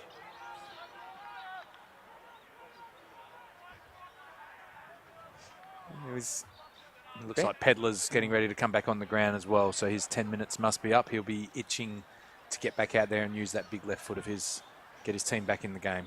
Would have been the longest 10 minutes of his life, especially considering he had a half-time break involved in that too. Ball now works its way towards the front of the stoppage. Should be able to pick their way through here. Although that one's going to be holding the ball. Great tackle. Shoot just latched onto him. He wasn't able to get the kick away. Schmidt, outer side, wasn't able to quite hang on to that one. The East turn tackler, he can do it all. Goal kicker, defender, a tackler. I wouldn't be surprised if we saw him in the ruck later on. It's a really difficult thing to do, but, you know, Rostrevor can't kick the ball to that Schmidt contest. They need that forward to hold deep, not lead for the ball. Keep Schmidt away just for a few minutes. See if they can get through him. Pritchard might have infringed advantage is the call, and now they're away very quickly. The flash of an eye. Schmidt was one out. His forward had left him alone. The only mark that Schmidt will drop all day will be when the sun's in his eyes, but he still had plenty of time to mop it up. So again, Rostrevor need to put a defensive forward on him on that occasion. Didn't happen. Romley, oh no, that kick, not one he really wanted to work out, and then it should get towards the top of the square. This should be a goal. Lines it up. Oh no. Oh, that one was taken across in the end. And that's going to be brought back in. DeMatteis. Kick came off the boot then of Bentley. Couldn't bend it to perfection. Both teams haven't been able to take their opportunities thus far. A couple of easy shots on goal, going begging. Butcher. Quite a game than what he had last week. Big punch across the ground. Bouncing collected. Well done there. That was absolutely fantastic from Tranfar. Ball towards the line. And DeMatteis pretty happy to see that one over and out. Little stalemate here, is it? This is what you call an arm wrestle now, Lockie. Both teams getting opportunities, none taken. With an arm wrestle, normally someone breaks. Who's going to break first? Well, Rocks definitely, desperately need to get a goal in this quarter at least. They want to be a couple of goals away at three-quarter time. Ball then just kind of gets inside forward 50. Should still work out. Pitt, desperate diving defensively from Wakeland then. He was able to do it. Dawson. Little kick from Mead. Mead up the line towards O'Malley. O'Malley. Baldwin, ball in front of him, but O'Malley. Was it Wakeland with the smother there, was it? It was a fantastic smother, much needed. Because the class of Pitt, that ball would be sailing through. So big smother. Great defensive effort there by Wakeland in the full-back line. Former Sturt footballer as well in the under-18s program down there. Ball then just bounces over the head of everybody until in the end Wharton decided he wanted to go and get it. I apologise, that was actually O'Malley.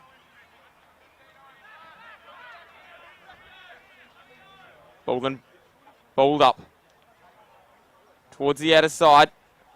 Well, McHenry ran into a brick wall in the end, just kind of had his time. If he had his time again, he might have turned very quickly, but he's lost the footy then, and that's an absolutely fantastic tackle. Pedler makes his announcement back onto the ground. Says that he's back in action. But that football's going to end up then in the hands of Singleton. Singleton then flicks across the ground and finds Jolly. Nice and quickly now, Prince Alfred, they're moving that ball. Pitt taking a mark a long way from home in the centre square. He needs another couple of teammates to link up with him. Wasn't able to do that. Wakeland's 2-0 at the minute. Just a little bit of a high floater. Might work out. A lot of work for everybody to do back here for Prince Alfred. They do get away with it though. Nianalo, one bounce, then decides to kick just in the nick of time. And towards McInnes, and the ball just bounced and went over the line. Yeah, fantastic smother again from Wakeland, much needed, because again, I think Pitt would have found a target inside 50 there before, and the ball ping-ponging end-to-end at the moment. Certainly is. DeMatteis, he's got the ball now. He just decides, he's just taking his time to really make a decision. Decides across the ground is where he wants to go. And that one might work out. It does seem to be going okay. Little bit of link-up run. Straight through the ground they might go. That one's going to be, there's a whistle flying. Bit of a late bump after the disposal, so Rostrevor should be able to win the ball here and hopefully go inside 50. Yeah, so the ball now back downfield. They're about to kick outside their 50. Plenty of options, though, leading at the play with the footy. Ball then brought back across. O'Malley ended up with the ball.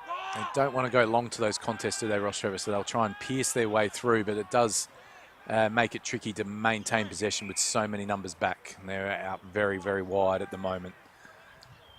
Flicks back. They are really pinned in on that far wing, as Adam just said.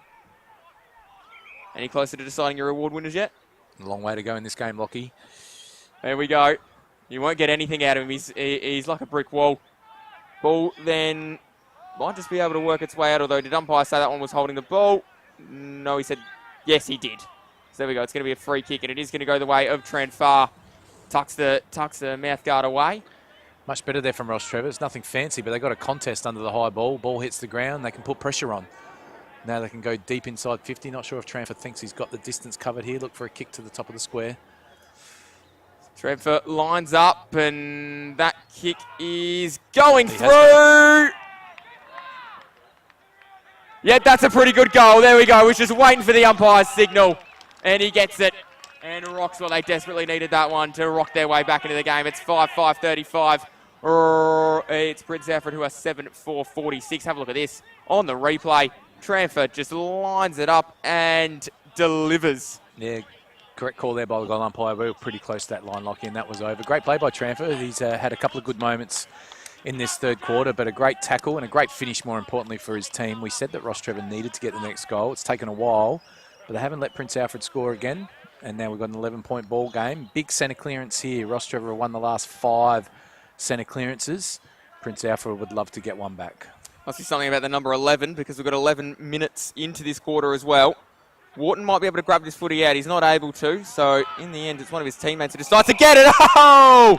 Ianello flying. It's been a good play today, Ianello, hasn't he? He's done some great things, had plenty of disposals on this wing. He certainly has. Ball then flipped across, finds Clark. Clark with 1 bounce, then 2 bounces. Might he go again? Tries to draw a defender. In the end, he's forced to kick. Inside forward 50 is where it goes. Snap comes out. And in the end, I think that one's hit the post. It has. So that one's now going to end up in the hands of DeMatteis. Gets the footy back. He's, again, looking for options, taking his time. And he decides he's going to go up the line to a pack that forms. Big fist over the top. Well done there. Kemp gets that one over. And that's okay from Rostrevor. Like I said, they just don't want Prince Alfred to take those intercept marks. A contest, they've been good around the stoppages. So when you're caught deep in defence like that, if you can get a stoppage up near the wing, you can get your forwards set, get your numbers around the ball and go again. Ball thrown back in. Works its way towards the back of the contest. Oh, left behind then. That's not ideal. Perks is going to go in and win it instead. He then flicks it up. Umpire says that one's going to be a ball up.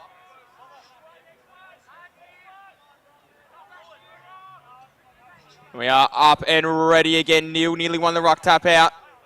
Wharton, he was there, flicked back. Turning one way then the other, and in the end just tackled plainly McInnes. He then sends it back.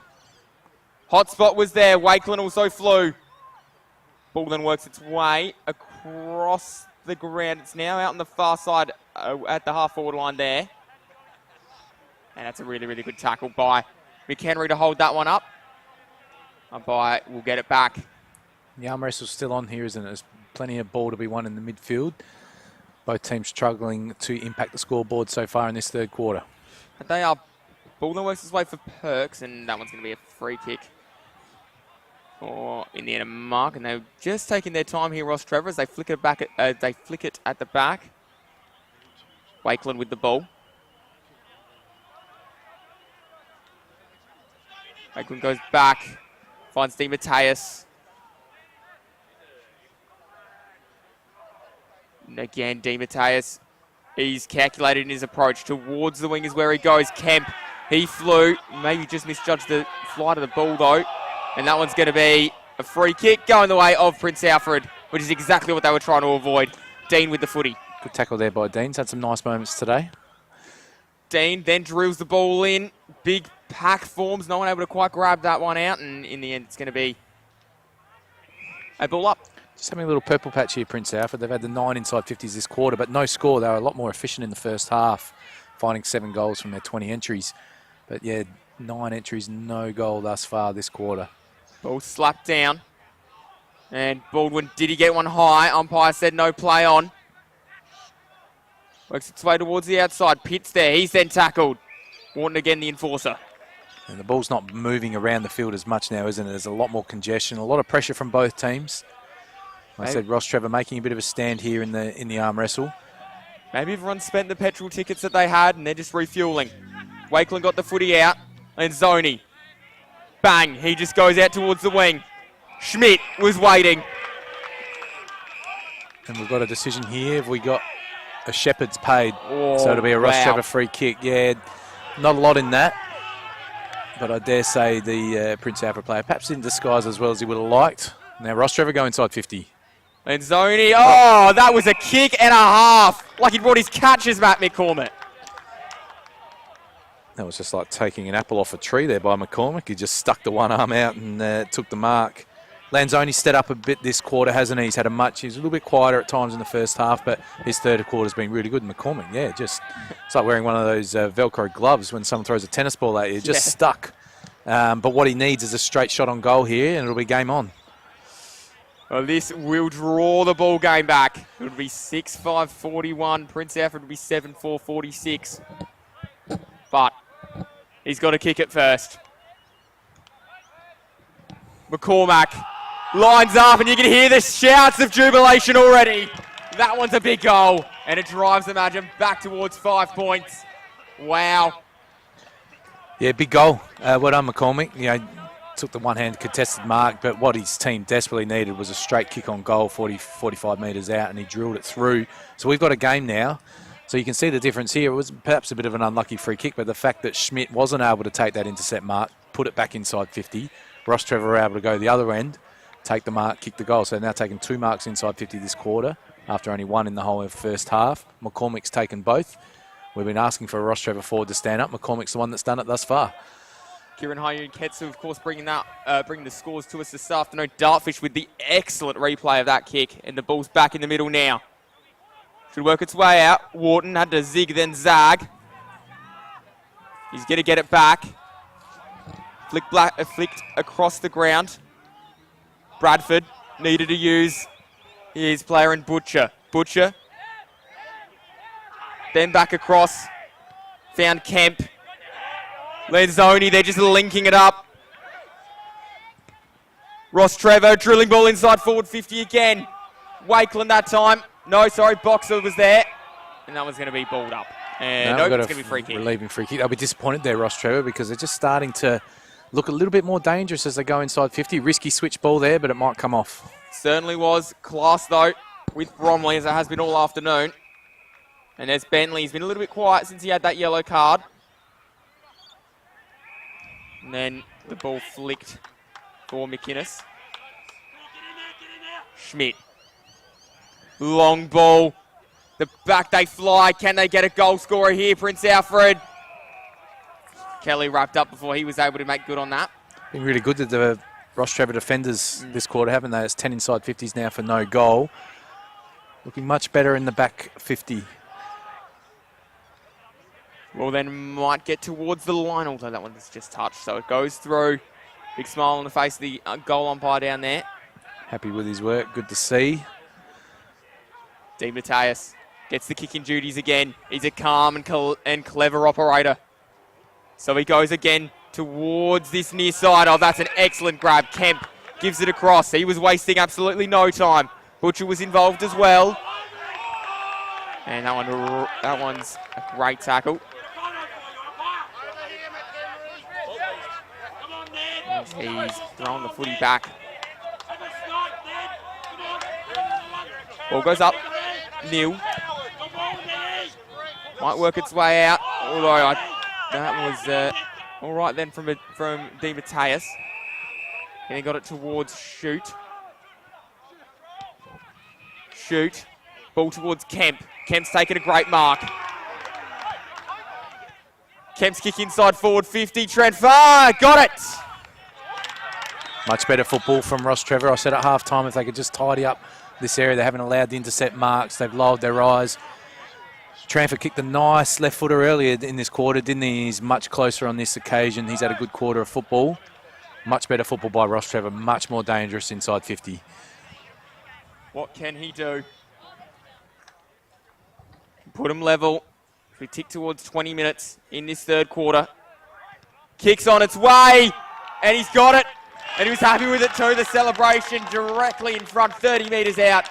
And we've got a level ball game, 7-5 apiece here on the Filming Footy broadcast. How good's this? Dartfish going to bring us the replay. Yeah, they weren't far away in the first half, really, Rostrevor. They went in, 3 goals down at half-time. But like I said, they had more inside 50s. They had plenty of the ball. They just needed to tidy up their work in their defensive 50 and their forward 50, and they've done that. Their forwards, they've found some marks and some winners in the forward line, and the defenders have been resolute this quarter, haven't conceded a goal thus yet. So great quarter from Rostrevor. We'll want to finish it off strong. Centre clearance. They've had the last 7 centre clearances, Rostrevor. Let's see what happens here. Ball back in the centre. It's just a big punch out then from Butterworth. Ball now still rolling forward for Rostrevor. Desperately the defenders needed to get involved, and they did. Need a better contest in the ruck there. They just allowed Butterworth to almost hit that ball inside 50, and now the ball, without even having a possession, Rostrevor, it's inside 50, 30 metres out. Well, he nearly won himself the clearance. Mick Henry goes back in, and Jolly did the same. For Norden, Schmidt, kick nearly affected, works its way out. Oh no, umpire said play on, so had to think quick and did just that. Now the footy is with Singleton. Footy's a cruel game because that's just bounced in front of Bentley there. Bentley, McInnes. McInnes had to flick it back towards Bentley. Bentley then got it on. The captain, Coach Mick Henry, gets involved. He then flicks it back across towards Kelly. Oh no, they had 2 players there and he's kicked it into both of them. And Butterworth in the end got the ball up. Yeah, he's had a mixed bag today, Kelly, hasn't he? He's had some good moments and some not so good moments, but he'll be happy just the ball's out of bounds and his team can reset. Again, 7-5 apiece. Ball thrown back into play. Comes down. Ball flicks back out. Cleared out towards, true centre wing and then collected and turned. Inside forward 50, great grab. That's absolutely brilliant work. Yeah, I've said how good the Rostrevor defenders have been. Looked like he had the body work at the back there, but he didn't go the fist, did he, Lockie? He wanted to take the mark, and Bentley, just nice stretch, took a really good contested mark. Prince Alfred need a settler. He kicked too early, didn't he? Hasn't really been spotted since, but this will be lining up for his third. Bentley does just that, needs his third and gets that. 8-5 made the goal umpire do a little bit of work. 8-5 plays 7-5. A margin now just 6 points, 53 against 47. PAC established their lead. Have a look at this on the Dartfish replay. Watch this sail through. Yeah, easy shot for goal once he took the really good contested mark. Like I said, Rostrevor will just be disappointed they didn't get a big fist on that ball. They've been so good for 21, 22 minutes, not allowing that. But that's okay. A long way to go still in this game.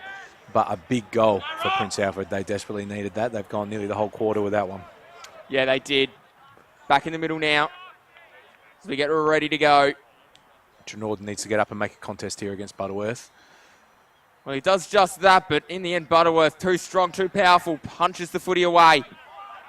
Switch towards the near side is on. In Arlo. And decides to go. And it's a brilliant kick by Ionello. It is. Over the back there.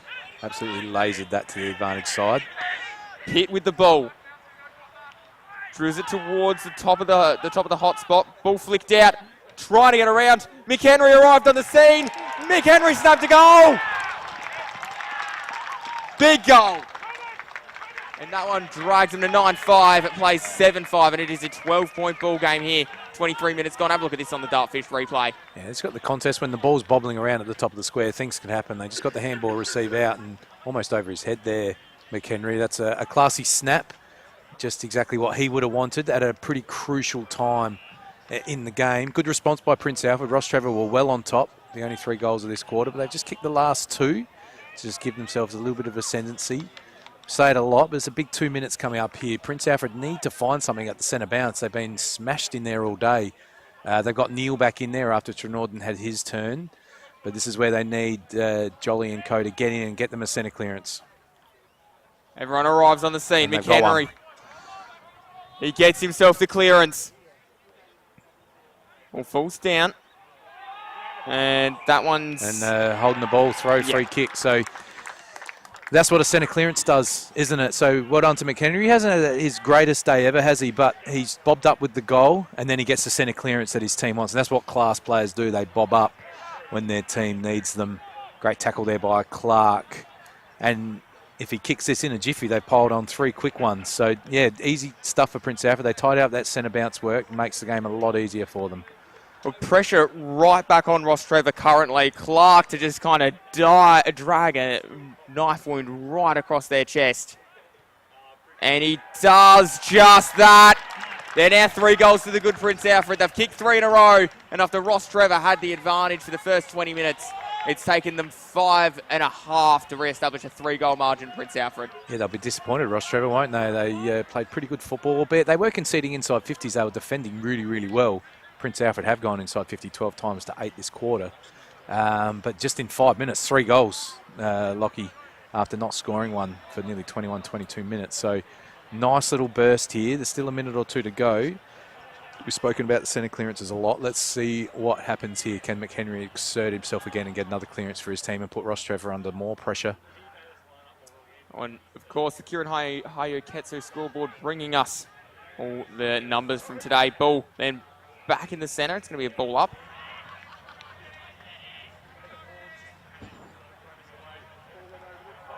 They've been able to roll +1 Schmidt with no opponent behind the ball here. So if Rostrevor do win it, they can't kick it long. Rostrevor have heard you there, Adam, and they're just doing some hand passing at the minute. Ball then out towards player there in Bradford. Bradford then flicked it up. He had Trent Farr there. Trent Farr turning one way then the other and had to give it back. Bradford. They decided to get Butcher involved, but that there is 3/4 time. It was nearly Rostrevor's quarter, but Prince Alfred, as good teams do, managed to kick 3 goals at the end there to give themselves that margin at 3/4 time. But we'll be back very, very shortly after the ad break.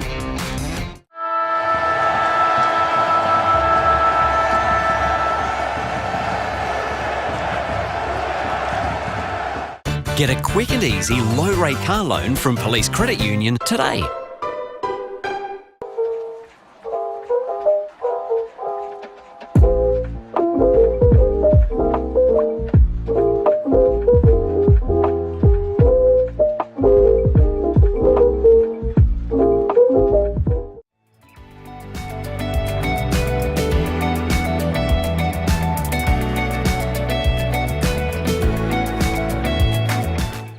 New 氷結 Vodka, soda, and frozen natural fruit juice. Hello, yes.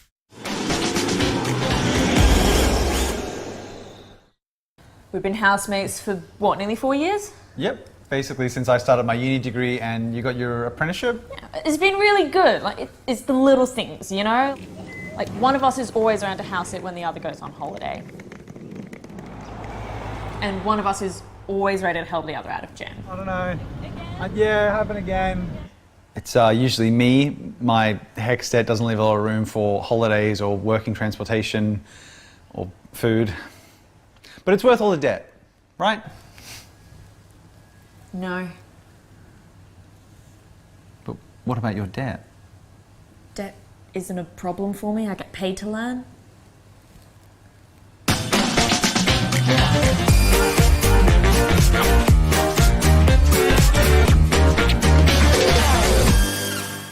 You belong in blue.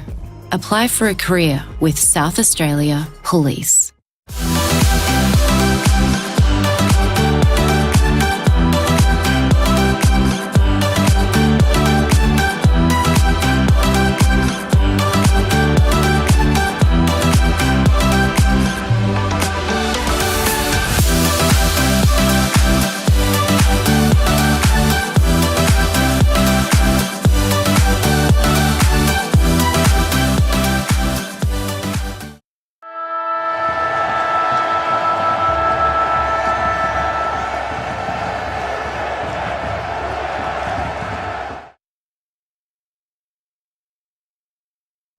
Well, here we are back at Park 9. Prince Alfred taking on Rostrevor, and it is Prince Alfred 3 goals to the good. It has been some game of football. It's been an absolute pleasure to be able to bring this one to you. We've still got a great quarter of footy ahead of us as we have a look there at the Rostrevor huddle. To get it in was terrific. That's what we need to do again. Start of this quarter, we're setting up like this. We want our half forwards up high. We want our wingers to come off the back. We're going to have these lads sitting up here. I want you to play on. Play on. Got a lot of open space in here. Just set centre bounce. Just set centre bounce here. And I want you to run through the centre of the ground to get a handball here. Understand this. Love the shit. You are right there for the taking here. They don't have any left. You've got plenty in the tank, haven't you? Plenty in the tank. You just control the ball and use it. Use it. We've got goalkeepers here. This is what Tommy Mack's doing. Box's pressure is unbelievable. And you know Lance is X factor here. He's going to ride it home with us. Ride it home with us. We need 21 right now. 21. Come on, Rockers. Enough left in your tank. Increase that intensity around the footy. Increase that pressure. Cause the turnover. Use the footy. Get it in solid so we can kick some goals. I need 2 to start the quarter right now. Come on. Wow, interesting to hear those insights there from the Rostrevor coaching staff, along with Damien Boots, obviously head coach this year. Interesting he's saying, they're right there for the taking. They've got nothing left. We can do this. Just nice positive reinforcement for his players. Yeah, they're not far off, are they? He'll be so disappointed with those 3 late goals, won't he? Even if they conceded only 1 or 2. But to give away 3 has made their job very difficult. But they're still in this match. They look much more dangerous going inside 50 that quarter. And the coach's job there is obviously to give his players belief. He's got a young team. They've been playing good football. Both teams have had their turns. Prince Alfred just been slightly better in a couple of areas, but Rostrevor not far off the mark. And 3 goals can easily be made up. They'd want to kick the first though, Lockie, so let's see what happens here. Yeah, they need to kick the first almost. A 4-goal margin inside a quarter of footy is a big, big task. It can be eroded away quickly. But let's see what happens. Margin currently sits at 3. Plenty of festivities over on the other side there. I can see a couple of dogs playing together. It's good. Tell them to get off the oval so we can get started, Lockie. BTR Excavations, Adelaide Footy League Division 1. Fun for everyone, including your furry friends. Ball comes down. Flicked out by Ned McHenry. Then the high ball from Jolly. Bouncing ball coming towards us here in the commentary position. Well done, Kelly. Drove his direct opponent, Swan Barry, into the dirt. And the umpire throws that one back. Just wait.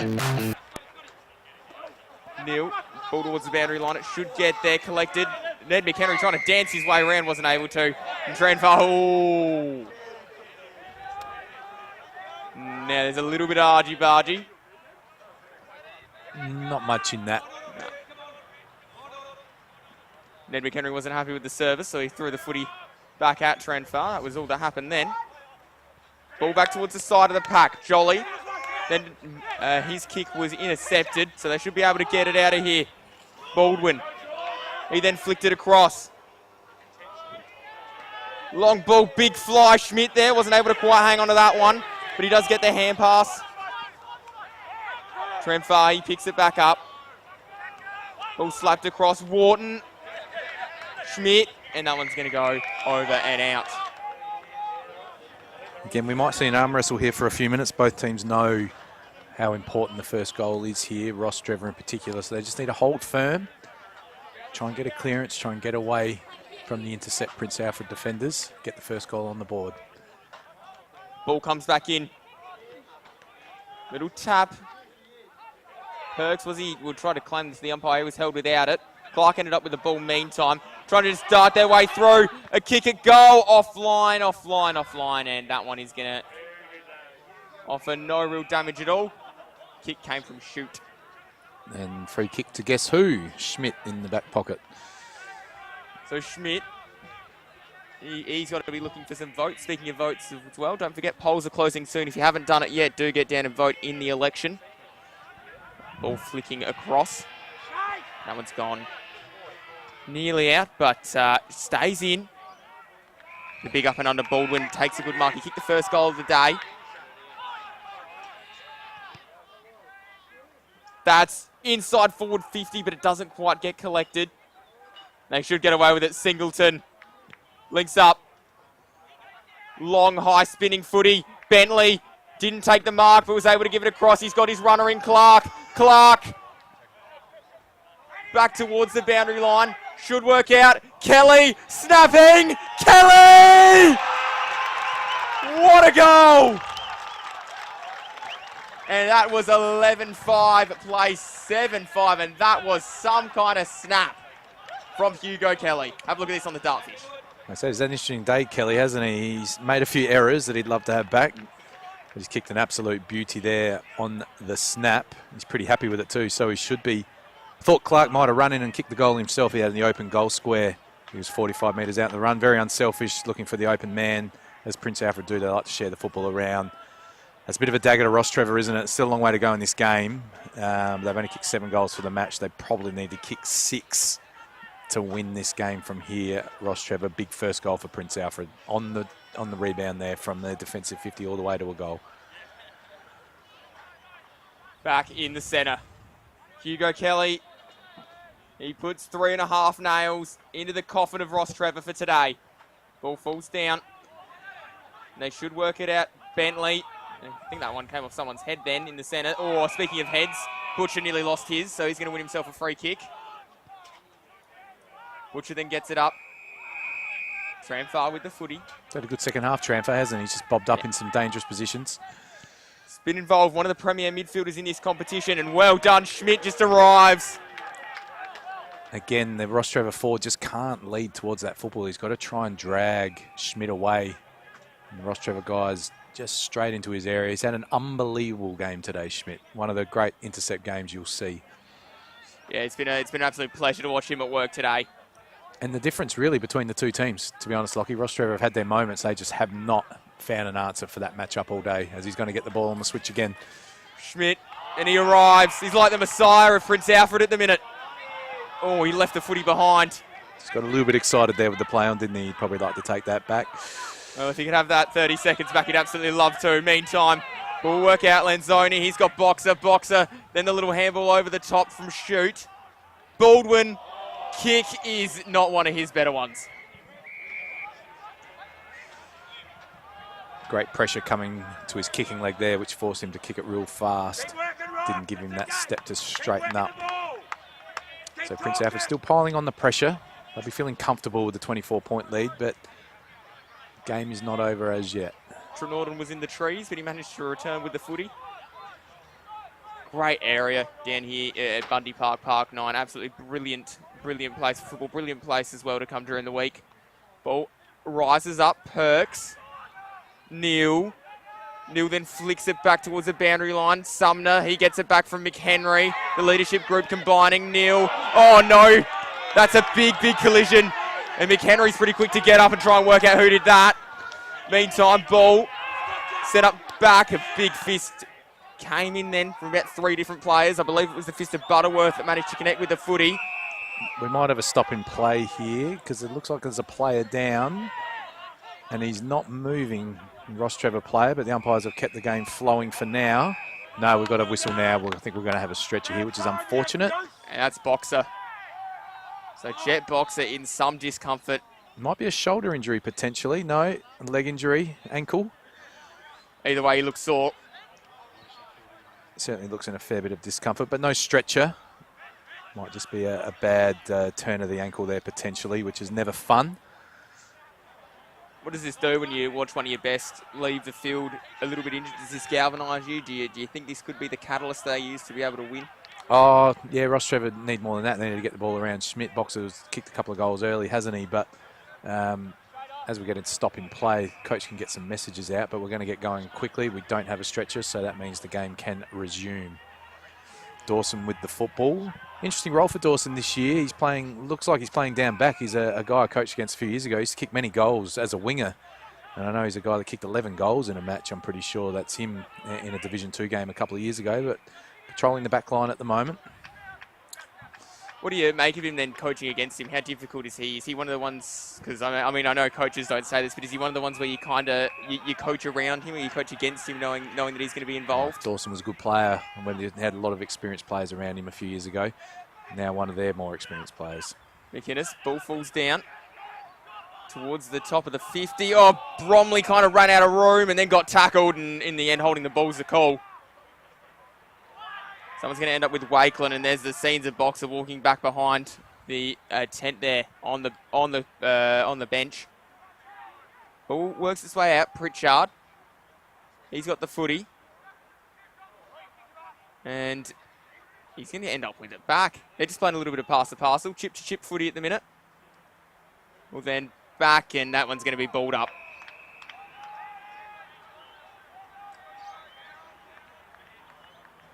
They'll be happy here, Prince Alfred, just to soak up 3 or 4 minutes, won't they? Because if Rostrevor don't score a goal quickly, this game will just peter out into a bit of junk time potentially. You see a strong tackle there, good umpiring. That was below the shoulder, well umpired. Umpiring's been very good today. There's been a bit going on, hasn't there? Some yellow cards, plenty of off-the-ball incidents in the first half. They've had a busy afternoon. But again, the Division 1 umpiring, very, very good, Lockie, as we see holding the ball there, a Boxer. Let's hope. They're doing a little test on his knee there, potentially. Let's hope that's not something too serious. Yeah, never good signs when you see, and he was in some discomfort when the trainer there was twisting that knee. Ball goes up. And now it's going to get towards the boundary line. Can it be collected? It is. Dawson did a good job. Had to give it across, though. Found a teammate then in Pedler, and they've turned it over. Kick towards the hot spot. Who's there? Ball falls down. The snap nearly from Garrels, wasn't able to do that, and it's going to be wrapped up towards the boundary line. It goes, and the umpire says free kick. Last touch free kick. Sills he's a good kick of the footy. I said there are deep pockets here, but players practice these more than they ever did in the past, Lockie. These snaps, some are more comfortable on the snap than the drop punt, so he's every chance from here. Sills turns and misses. Near side. So kick out now. And they're just going to go straight up the line. Di Mateus, the long ball out towards the outer side. Trenorden, back of the pack. That one ends up going over. There's going to be a ball back in. Prince Alfred looking good. Again, didn't take the mark there, but Schmidt was able to create the outnumber, wasn't he? And they just can't get past him again. Prince Alfred looking like they may be 3-0 by the end of this one. Still a little bit of time here for Rostrevor. They'd be 1-2 after beating Payneham in week 1. Payneham themselves look like they're going to lose. The last we checked at half-time. Good call by you, Lockie. They've been pretty good, haven't they, Prince Alfred, to start this season and get the win here. 3-0. It's a long way to getting to finals footy, isn't it? And keeping out of that relegation zone, which we weren't sure where they were going to be at, Prince Alfred. Were we? Obviously a lot of hype about their off-field signings, but they have lost a lot of experience on the field, and they generally have a pretty young team out there. But to be 3-0 in the Division 1 competition would be a great start for them. Pedler, he's wrapped up. And there's a little bit of a hobble here, so it looks dangerous. Ianello could be in some trouble. He's had a good day today, Jack Ianello. Let's hope that's not a bad injury, just a little bit of a knock there. Umpire says that one's going to be mine. This is suiting Prince Alfred fine. They're happy just for some repeat stoppages and just soak up some clock. They've soaked up 3 minutes since we last spoke, Lockie, making it very difficult for Rostrevor. Ball comes down. Jolly, back of the pack. Long, high footy. They'll emerge. Oh, big collision. And that one is a fantastic mark from Clark. That was a very brave mark, wasn't it? Well, I had shades of many people will remember this. The Nick Rewalt mark of the SCG when it just went back and not quite at that level. Yeah, not quite, but again, a very, very good mark. He'd be pretty keen on that Player of the Day award. Clark is going to have a long ping at goal here. Bianco bringing us that one. Long kick towards the face of goal. Ball comes down. Waiting down was Butcher. And now it should work out with Dawson. Dawson flicks it across. Finds Swanberry, and Swanberry then found Tramfer. And Tramfer has an outlet kick, and they have exited defensive 50 now. Ball in the hands of Shoot. Shoot. Up the line. Kicked it towards a 2-on-2. Emerging with a footy. Looking at goal. Di Mateus. There's a good goal. And maybe just a bit of a lifeline. 8-5 plays 11-6 and a faint pulse returns for Rocks. Yeah, good goal by Di Mateus. Read that beautifully off the pack. Hit it with speed. And the ball got over the back. Well done to him. Yeah, a little bit of a pulse. Just what Rostrevor need. There's still 15 minutes to go in this game, and teams can kick 3 goals in 15 minutes easily. They can get the next one quickly. They might just give Prince Alfred a little bit of a fright. He's been a pretty solid player, Di Mateus. He's done a lot of work behind the ball today as well, but then getting forward, kicking a good goal for his team. Yeah, took the kickouts for the second and the third quarter. It looked like in the game. This is where we're about to get back in the centre. Ball goes up. Little flick of the wrist from the umpire, and we are down. Speaking of flicks of the wrist, it was wonderful from Neil as Prince Alfred get that clearance. Towards the boundary line it comes. Does it sit? Little flick over the top. Big tackle. Goal-saving tackle. Yeah, good tackle there. Di Mateus again, he's kicked the last goal. Now he's back in defence. Doing a goal-saving tackle, so well done to him. Good umpiring as well. No high free kick on that occasion. Boxer ice on his knee as well, seeing that. So that's a massive situation as the ball just kind of works its way towards the goals for Prince Alfred. They're dangerous, they're lurking. Garrels was the danger player, but it goes over.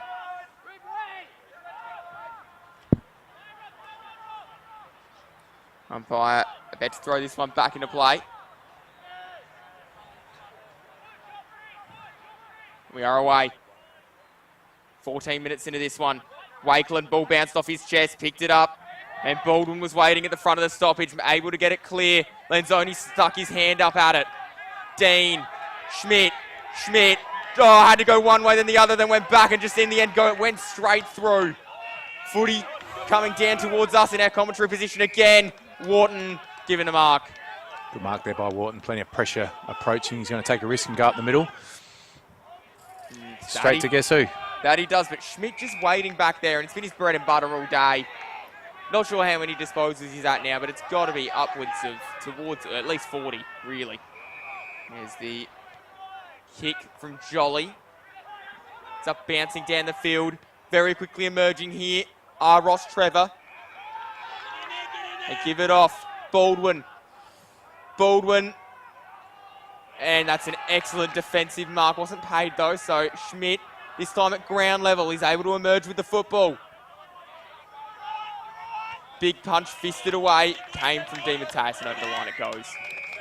We're looking forward to see the stats during the week, Lockie. I'll be very interested to see how many intercept marks Schmidt has indeed taken. It feels like he's taken at least 10, doesn't it? Yeah. Sometimes it can feel like more. But he's been a really, really good player today. Rostrevor have had no answers for him all day. Well, I'll be keen to have a look back at his stats. Obviously, we don't get them tracked live. We will make sure we communicate them with the loyal listening. Sure, in the midweek show with Tommy, he'll be a player to look at because, yeah, he's had a massive impact on the game today. Well, we will give out the 3-2-1, the votes for the High 5 e-bike, and he'll certainly feature in those. Where he features, well, me and Ads will make a decision and communicate that again with the loyal listeners. Ball goes up, of course, the show comes out Tuesday, Wednesday, that kind of time frame, so midweek. The ball works its way down, and that was almost a mark, but quickly emerging onto the footy's gone. So these two just having a scuffle in the middle of the field instead. Clark lost out in the end. Ball flicked towards Shoot. And Kemp puts it inside forward 50. Now they'll dance. Kemp gets it back. Ball flicked off. O'Malley back towards, and that is a fantastic goal. I think that's Lanzoni down in the pocket there. Looks like it is Lanzoni. He's kicked that one. Doing a danger job up forward. Still time in this game, Lockie, isn't there? I thought Prince Alfred had soaked up enough time, but they just needed to kick one more goal to ice it. They haven't been able to do that. Rostrevor kicked 2 quick ones, 13 points. Let's see what happens here. It's a big centre clearance now, isn't it?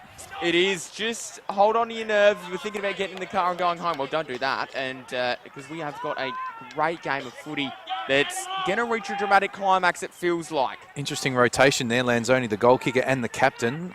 You won't want him having on the bench too long here. I'm sure that'll be a quick 2-minute drinks break and then straight back out there. So a margin then of 13, 9-5, plays 11-6. That one on the Kieran Hayoketsu scoreboard. Great drip as well, as is Farmer's Leap. There we go. Got both the drinks partners involved there. Ball about to go up. And we are away. Tap down. Neil. The back then was Wharton. Wharton. There's a big fist. And that one's going to go over the line or just stay in. It does do that. Now down the line. Fisted away. It should go over and out. It does. Margin of 13, as we said before. Just some good centre clearances, Wharton. He really got some purchase on that one. Got a really deep entry with a 60-metre kick. There's a shoe that's just come out and gone missing. That's not ideal. Jolly comes back onto the ground for the mysterious shoe man. And now Tramfar gets it out. Oh, might have been legged. He was. Pedler in the end wins the footy. Need to get numbers back here, Prince Alfred. If Rostrevor can score again, she will be game on. Well, let's see what happens. Dancing, stepping, kick from Bradford. Is it there? It's a behind. Not when Adam said score, he didn't mean the behinds column. They've got to get another one. Still an uncomfortable lead for Prince Alfred. They need to score one more goal. If they don't score, they're going to be under a fair bit of pressure. Still not even at the 20-minute mark. Here, big pack forms. When the ball hits the deck, the Crummers go to work. O'Malley was there. And umpire says that one's going to be a ball up. It's a good tackle from Butcher in the end to hold that footy in. Standing at about the midway point between the centre square and the forward 50 there. McHenry sends it back forward.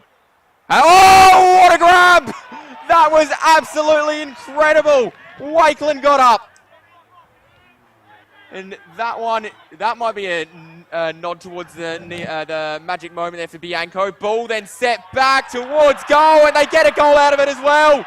And it is red hot and on. Shoot kicks it. We have a ball game now, Lockie. It's sort of come out of nowhere, hasn't it? The quarter was sort of petering out. I thought Prince Alfred had soaked up a bit of time, but they weren't able to score. They had a couple of forward 50 entries and just got nothing from them. And then all of a sudden, they've gone bang, bang, just with some ground level goals.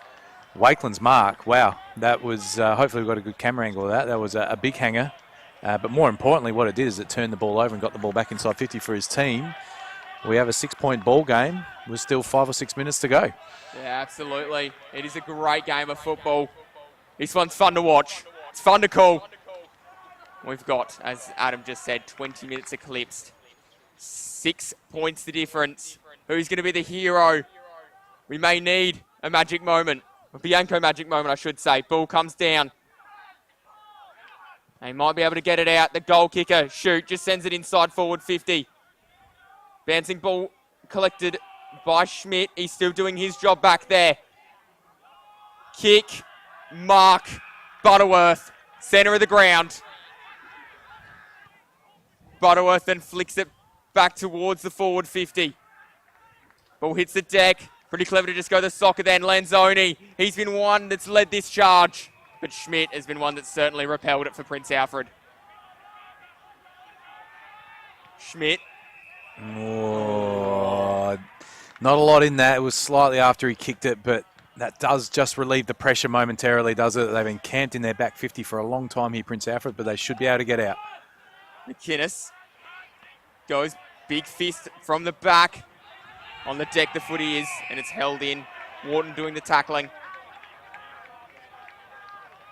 Umpire quickly arriving on the scene.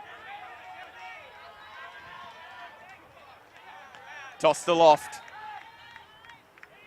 Ball with Tranfar, but Tranfar ran out of room.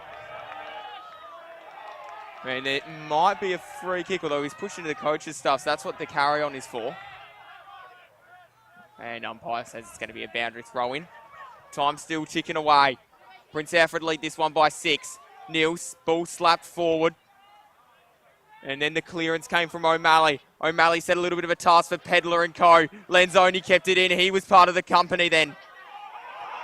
Out towards, there's two players there. They almost cancel each other out, so no one flew. Wharton ended up with it from Rostrevor. Ball flicked. And they're going to link up via hand passes. Here we go. Mead, kick towards the hot spot. Do they get a mark at the back? It's going to fall. Can they get a goal? They still dance around. Ball, Bradford's got it. Bradford's got it.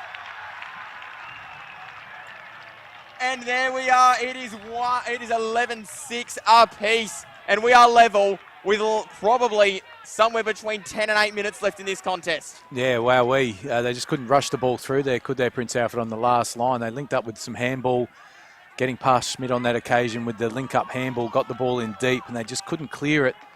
They got the snap just over the fingertips there, and wow, they've kicked 4 goals, 1 on end.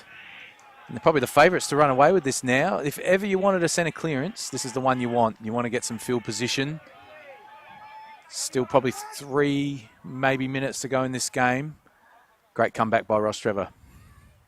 Ball comes down. Who's going to be first on this football? It's Butcher. Haven't called his name a lot today. Ball might work out. Pritchard, he gives the hand pass across. Trenorden. Trenorden will look one way, then the other. Has to give it back towards Pritchard. Just a little bit of it was a wobbler off the boot, but it worked out okay. Pitt backs back quickly. Doesn't have a lot of time to mess about with the footy. Decides up the lines where he'll go. It favours the defence, but it might still work out. Searles was involved. Then Neil towards a pack that's forming. Clark, he flew, wasn't able to. Ball at the back of the pack. McHenry, can he be the hero? Ball flicked on. Still they fight. Tooth and nail. Goal. Rolling forward. It's a goal. It is a goal. Is that Perks, I believe? And Perks with the goal. It was a toe poke. Great pressure of Pride there. They just couldn't get a clearing possession, could they, Rostrevor? The ball's bobbling around, and that's actually a great goal by Perks. So just to get underneath the tackler's arm, get a little toe poke on the ball there. Haven't called his name a lot today, have we, Perks? But he potentially is the hero. The scoreboard now reads 12-6, plays 11-6. There's no 6-6-6 rule in the Adelaide Footy League, so Prince Alfred can look to get a spare defenders behind the ball. But you don't want to get too many behind as well. 50 seconds gone. Prince Alfred have a 6-point ball game. Neil flies nearly unopposed in the ruck. Shoot was there. He's wrapped up. And the umpire says, I love that one back. Prince Alfred shooting to be 3-0. Neil just kind of flew. It was a bit of an open error. Wasn't able to get any contact on the footy. Pritchard from half back. Pritchard still with the footy. Just emerged with it. It's brilliant football from him. Ball out towards Searles, who's going to get there first. The boundary line, Searles are his opponent. In the end, Rostrevor win out. McHenry, they pick it up again. Here come Rostrevor. Wharton. The ball down towards and collected. Wakeland, he's got a great pair of hands. He proved that moments ago. Out towards and that one. Ball's in a dangerous position here, though, or is it last? It'll be last touch. I'd love to have got a touch there and got a stoppage. Great mark by Wakeland. He's taken some ripping marks today. Just didn't get the ball into that dangerous position that his team needed at the top of the square. Just hit the outside of his boot as he rolled around. They won't take any risk here, Prince Alfred. Then to go long to numbers, see if they can slow it up. They go long towards the wing. Lots of effort here now for Rostrevor. One final push from both teams. Clearing kick. That's important. Chasing after it. Should be collected there. Swanberry's got a lot of work to do. McInnes, he picks it up. Ball flicked back. It's in the hands then of the coach. Ball then with Butcher. Butcher, he might win it out for Mead. Mead lines it up. Now they're just going to keep running here. Dawson, kick into the centre of the ground. They've got to move it quickly. Kemp with no options ahead of him, so has to go towards the side. And that's going to be a free kick going the way. Free kick there. Need to get numbers back. Di Mateus, waste no time. Inside forward 50. Everyone flies. Should be collected, snap towards goal. It's a behind, and that just about settles the fact we won't have a draw. 11-7 plays 12-6. Can they get one final moment here, Rostrevor, and steal the game? Pitt's on kick-out duty. They're not messing about here, Prince Alfred. They've got the big guns down there. I'm surprised they don't try and get Schmidt in a one-on-one, who's been a fantastic mark all day, but they'll go to the numbers. Pitt towards the outer side. Ball just falls down, opening the door back up for Rostrevor. It's the right play. Kick from Pitt. Just came off the big burly chest there. Rostrevor is still a chance. Ball's about to come in around about from their 50. Can they get a quick stoppage? Can they get a quick clearance? Ball comes in. Big fist from Kemp. He went third man up. Inside forward 50 they go. Can they find a hero? Wrapped up. Umpire circling. Circling says that one's going to be mine. We're going to have a ball up. This is where your tackling has to be good if you're Prince Alfred. You can't give away a sloppy free kick here. Defending for their lives. The Prince Alfred snapped out of there. Dennis Dry's got it. He's got it. He's kicked it. And Dennis Trensky has kicked the goal.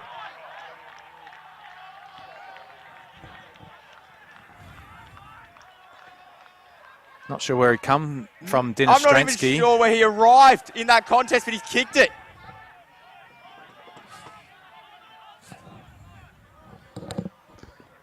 We don't know how much time is obviously to go. Will Prince Alfred have a chance if they can get a centre clearance? That might be the moment he becomes a hero. They've got 3-4 spare players behind the ball. Like I said, no 6-6-6 rule. Prince Alfred looking to even up. They need a pure centre clearance here. Leave them all behind it.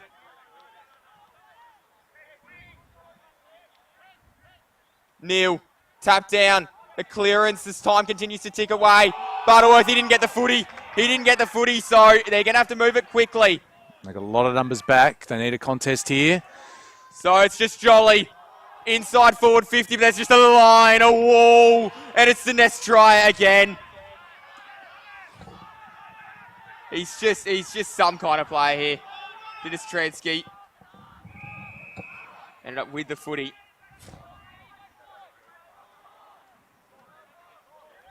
So they're going to absolutely, in no rush at all. 29 minutes. When's that siren coming?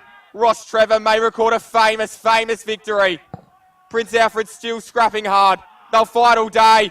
Here we go. Inside forward 50. Where are the numbers? Wakeland was there. Mead took the mark instead. There it is. Rostrevor win a famous game of football. 12-7-79. Prince Alfred at 12-6-78. And I tell you what, that was some game of football. Wow. I cannot believe that. What a game of footy. Rostrevor, new in this division, have beaten a mainstay by one single point as both teams now move to 2-1. It could have gone either way. In the end, it goes the way of Rostrevor, and they have rocked this competition as Adam Jeffries leaves us very quickly to go and get those award winners. He's going to grab the microphone, and we will see them very, very shortly. There's the embrace for the match winner, Matthew Dinatreski. What an absolute fantastic effort from him. It was brilliant. I've turned to get Hugo involved, but Hugo's on the mics. And that was just some game of footy. Oh, where was it won? We're gonna dissect that pretty quickly. Of course, this is the real stakes round. Of course, support your mates, not the stakes. And you can visit realstakes.com.au. It was brilliant football all round. Rostrevor, well, it was just a moment of brilliance that really won them the game of football. And I think we can pretty safely bet what the Bianco moment, magic moment's going to be. It was that winning goal. And that was some game of football. Some game. As in the end, they have it all lined up. A brilliant game. 12-7-79 plays 12-6-78. And we are going towards the highlights now. These are brought to you by Dartfish. It's the kick inside forward 50 there. That was one earlier in the day. It was a lovely little kick. Bentley bends it brilliantly back. If you get so many things happen in a game of football, it's absolutely brilliant to go back and have a look at these players working hard. And that was Bentley's second goal. Of course, past this, he does end up with a yellow card, but he does get involved again. I think he ends the day with 3. Adam Jeffries very slowly walking over. Big contest in the centre of the ground. That laid Clark out. He returned to the action, though. And the kick inside forward 50. That was a brilliant take. Boxer ended up outside, ended up finishing the game with ice on his knee. But unfortunately here, he did kick the goal. Unfortunately for him, he did end the day with that ice, as we just said then. It's a good goal.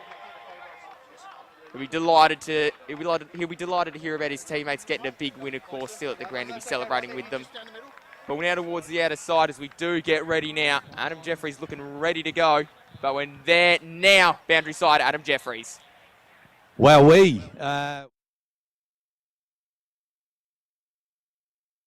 quarter, Prince Alfred were 4 goals up. It was just out of nowhere, bang, bang, bang. Rostrevor have pinched it, so well done to them. Thought during the day they were playing good footy, they just couldn't get around Schmidt down back. But once they got around him, they got the victory. So well done to them. We've got our award winners down here, our best on ground. Belgravia and Archie's voucher goes to Xavier Tranfer, so well done to him. We'll have a chat in a second. Player of the day has to be the match-winning goal by Matthew Dinastransky. Hopefully I said your name right. Sorry about that, mate. And best team man goes to Finn Wakeland. Let's start with you, Xavier. Feisty battle with McHenry out there. Tell us about that, getting stuck into the opposition. Well done to you. I thought you played a great second half. Thank you very much. Yeah, McHenry's a quality opposition, as everyone knows. He's from former Adelaide Crows player, so always knew it was going to be a tough battle. So luckily, we just had to give him some physicality, and end of the day, got the win in the end from good play from the boys. Yeah, well done. You played a great game, Xavier. Well done. Got your team going with 2 goals in that third quarter. Now, Finn, talk to us, man. You had a big week. Had a shot for goal late last week. Didn't let that bother you though, did you? You took some great marks today, and you were playing all over the park, forward, turning the ruck, down back. That's why we gave you the best team man voucher. Well done to you. Oh, cheers. Yeah, Darcy Best went down, so got the job of going in centre half back and get my best and put last week behind me. No, well done, mate. You played a great game today, and we've got to talk about the player of the day, the Bianco player of the day. Match-winning goal. How good's that? Tell us through it. No one manned you up at the stoppage, and you're able to snap it through. Yeah, obviously they didn't think I was that good, so I walked through, and managed to shove it on the boot pretty quickly. Means a lot after last week. That was a pretty hard loss for us to take. So, yeah, really good to get the win against PAC, 2-0 at the start. So, yeah, good for us, 2-1. We keep going. They'll know your name next time they play, won't they? 1 point loss last week, 1 point win to Rostrevor. Well done to them. They were nowhere halfway through that last quarter, but showed a lot of fighting spirit. We'll throw back to the combox, let these guys go and celebrate. Well done to Rostrevor, 1 point victory down here. Thank you. Yeah, absolutely incredible to have a look through and listen to the players' reactions after that hard-fought win there. Just 1 point the difference at the end of the day. Back to the highlights, though. There was a 50-metre penalty given away. That was right because there was a little bit of action after the play, and it ended up going the way of the man here in Baldwin. And there it is. Have a listen to that on the other side. They are absolutely wrapped with that win.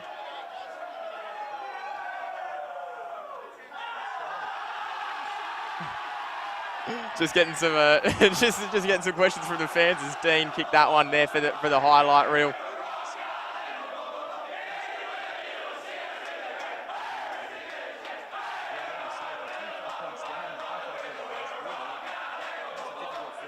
Award winners, doesn't it? Obviously, just want to give a quick shout to Will Schmidt from Prince Alfred, who was absolutely brilliant today and obviously deserved something. I'm sure he'll be named best by his side. He played a great game, but the award winners go to the winning team, Lockie, and well done to them. 1 point loss last week, 1 point win this week. Yeah, well, they've been involved in a couple of close ones. They certainly have been, but I mean, that was some game of footy. What an absolute fantastic spectacle it has been. Have a look at that. That was a lovely goal as well. Lenzoni just turning and snapping that one through the middle. But yeah, this was some game of footy to watch, some game of footy to have a bit of a look at. This was the double goal early in the second or the third quarter when that started to erupt absolutely all on. And they did. Yeah, the double goal was big, wasn't it? Because Rostrevor really weren't playing that badly, but it was a real arm wrestle. But they were able to get 2 goals in a second, really, and push that margin out. And there was a send-off there as well to Pedler, who's one of their prime movers. So that just gave Prince Alfred the ascendancy. the third quarter was a real arm wrestle, wasn't it? And then Prince Alfred just late kicked 3 quick goals. They kicked the first goal of the last, and we thought, this game will just peter out. I thought we were going to have some junk time, Lockie, and talk about other things, but they kicked one. And then once they kicked the second, we saw a big bump there. We saw a lot of heavy collisions in the first half in particular, didn't we? There was a lot of spice in the game, nothing too serious. But both teams certainly looking to put some physical pressure on their opponents. And we saw some great bumps in the first half. A few yellow cards, bit of work for the umpires to do. But it was a great game of footy, as we can see. Schmidt, who's playing full back, really, kicked a goal in the second quarter. Arguably easily the best player on the ground, but like we said, the awards go to the winning team. We might catch up with Schmidt at some point, who's had a great start to this season. Obviously, we can see it was hard to call the best on ground. I like Tranford's second half. I thought he was feisty around the ball against McHenry. They were having a bit of a one-on-one battle, those two. But he kicked 2 goals in the third quarter when his team desperately needed a bit of a lift. They did have a pretty even spread across the board. Their midfield was pretty good, Rostrevor. They had more inside 50s overall. They just couldn't get around Schmidt, but they got around him late, and that was enough. Then we see a great mark there by Ionello. Jack Ionello had a great game as well. I would have had him potentially in the votes as well. We got a lot of footy. Lanzoni, I thought, had a quiet first half, but just stood up in the second half. That was an early nomination for mine of the player of the day, the one-handed mark by McCormick. A little bit of But he obviously got surpassed by the match-winning goal. It was an absolute brilliant snap there. Matthew Dinatreski there was able to get that one through the middle. But yeah, look, it was an absolutely brilliant game of football. I mean, I've said that probably 4 or 5 times since the final siren. But yeah, I honestly cannot wait to see these two teams in action next week. That's going to be fantastic to watch. Of course, you can catch all 5 games next week as well on the Filming Footy YouTube channel. We'll have to wait and see the results at the other ground, but that ladder's going to be tight, isn't it? With Prince Alfred not winning this, going 3-0 and going 2-1. So I dare say there's going to be a fair few teams on 2-1 going into next week. So then one more question before we throw to the sponsors and we do the read. Are both these teams contenders and none of these teams contenders? How do you see this season sitting? It's a good question by you, Lockie. Still too early to tell. Both teams for mine have pretty young teams, a lot of school leavers, a little sprinkled in with a little bit of experience. I didn't tip Prince Alfred in the summer to be a top 5 team. I thought their off-field stuff was going really well, but they had a young team. And in Division 1, generally a young team means that you're not going to be competing at the pointy end. But they could have been 3-0. They'll have a big match next week. I think both teams will be fighting for the lower part of the 5 out of the relegation battle. Perhaps not quite at the top echelon just yet, but we'll see. There's a lot of football to be played this season. Certainly, it was a brilliant game. We can't do without our sponsors. A massive thank you to Filming Footy, Sports Interactive, Classic Clashes, Custom by ORTC, High Five E-Bikes, Dartfish Archies, Jag Meatworks, and Kimberley Resorts as well. It was an absolutely brilliant game of footy. Hugo, he's been doing a brilliant job all season as a producer. James Moody doing his best as well. Brilliant work on that camera. And we had Yushin up there again. He's back for a second week. Did a brilliant job as well. We'll have him back again, eh? Oh, we absolutely will as we get some advice. Happy Rostrevor fans here. There are some happy Rostrevor fans, but that is it. It is Rostrevor. They did get the job done. 12-7-79. Prince Alfred 12-6-78. You probably heard the song, but you can hear it again right now. Until next time, see you later.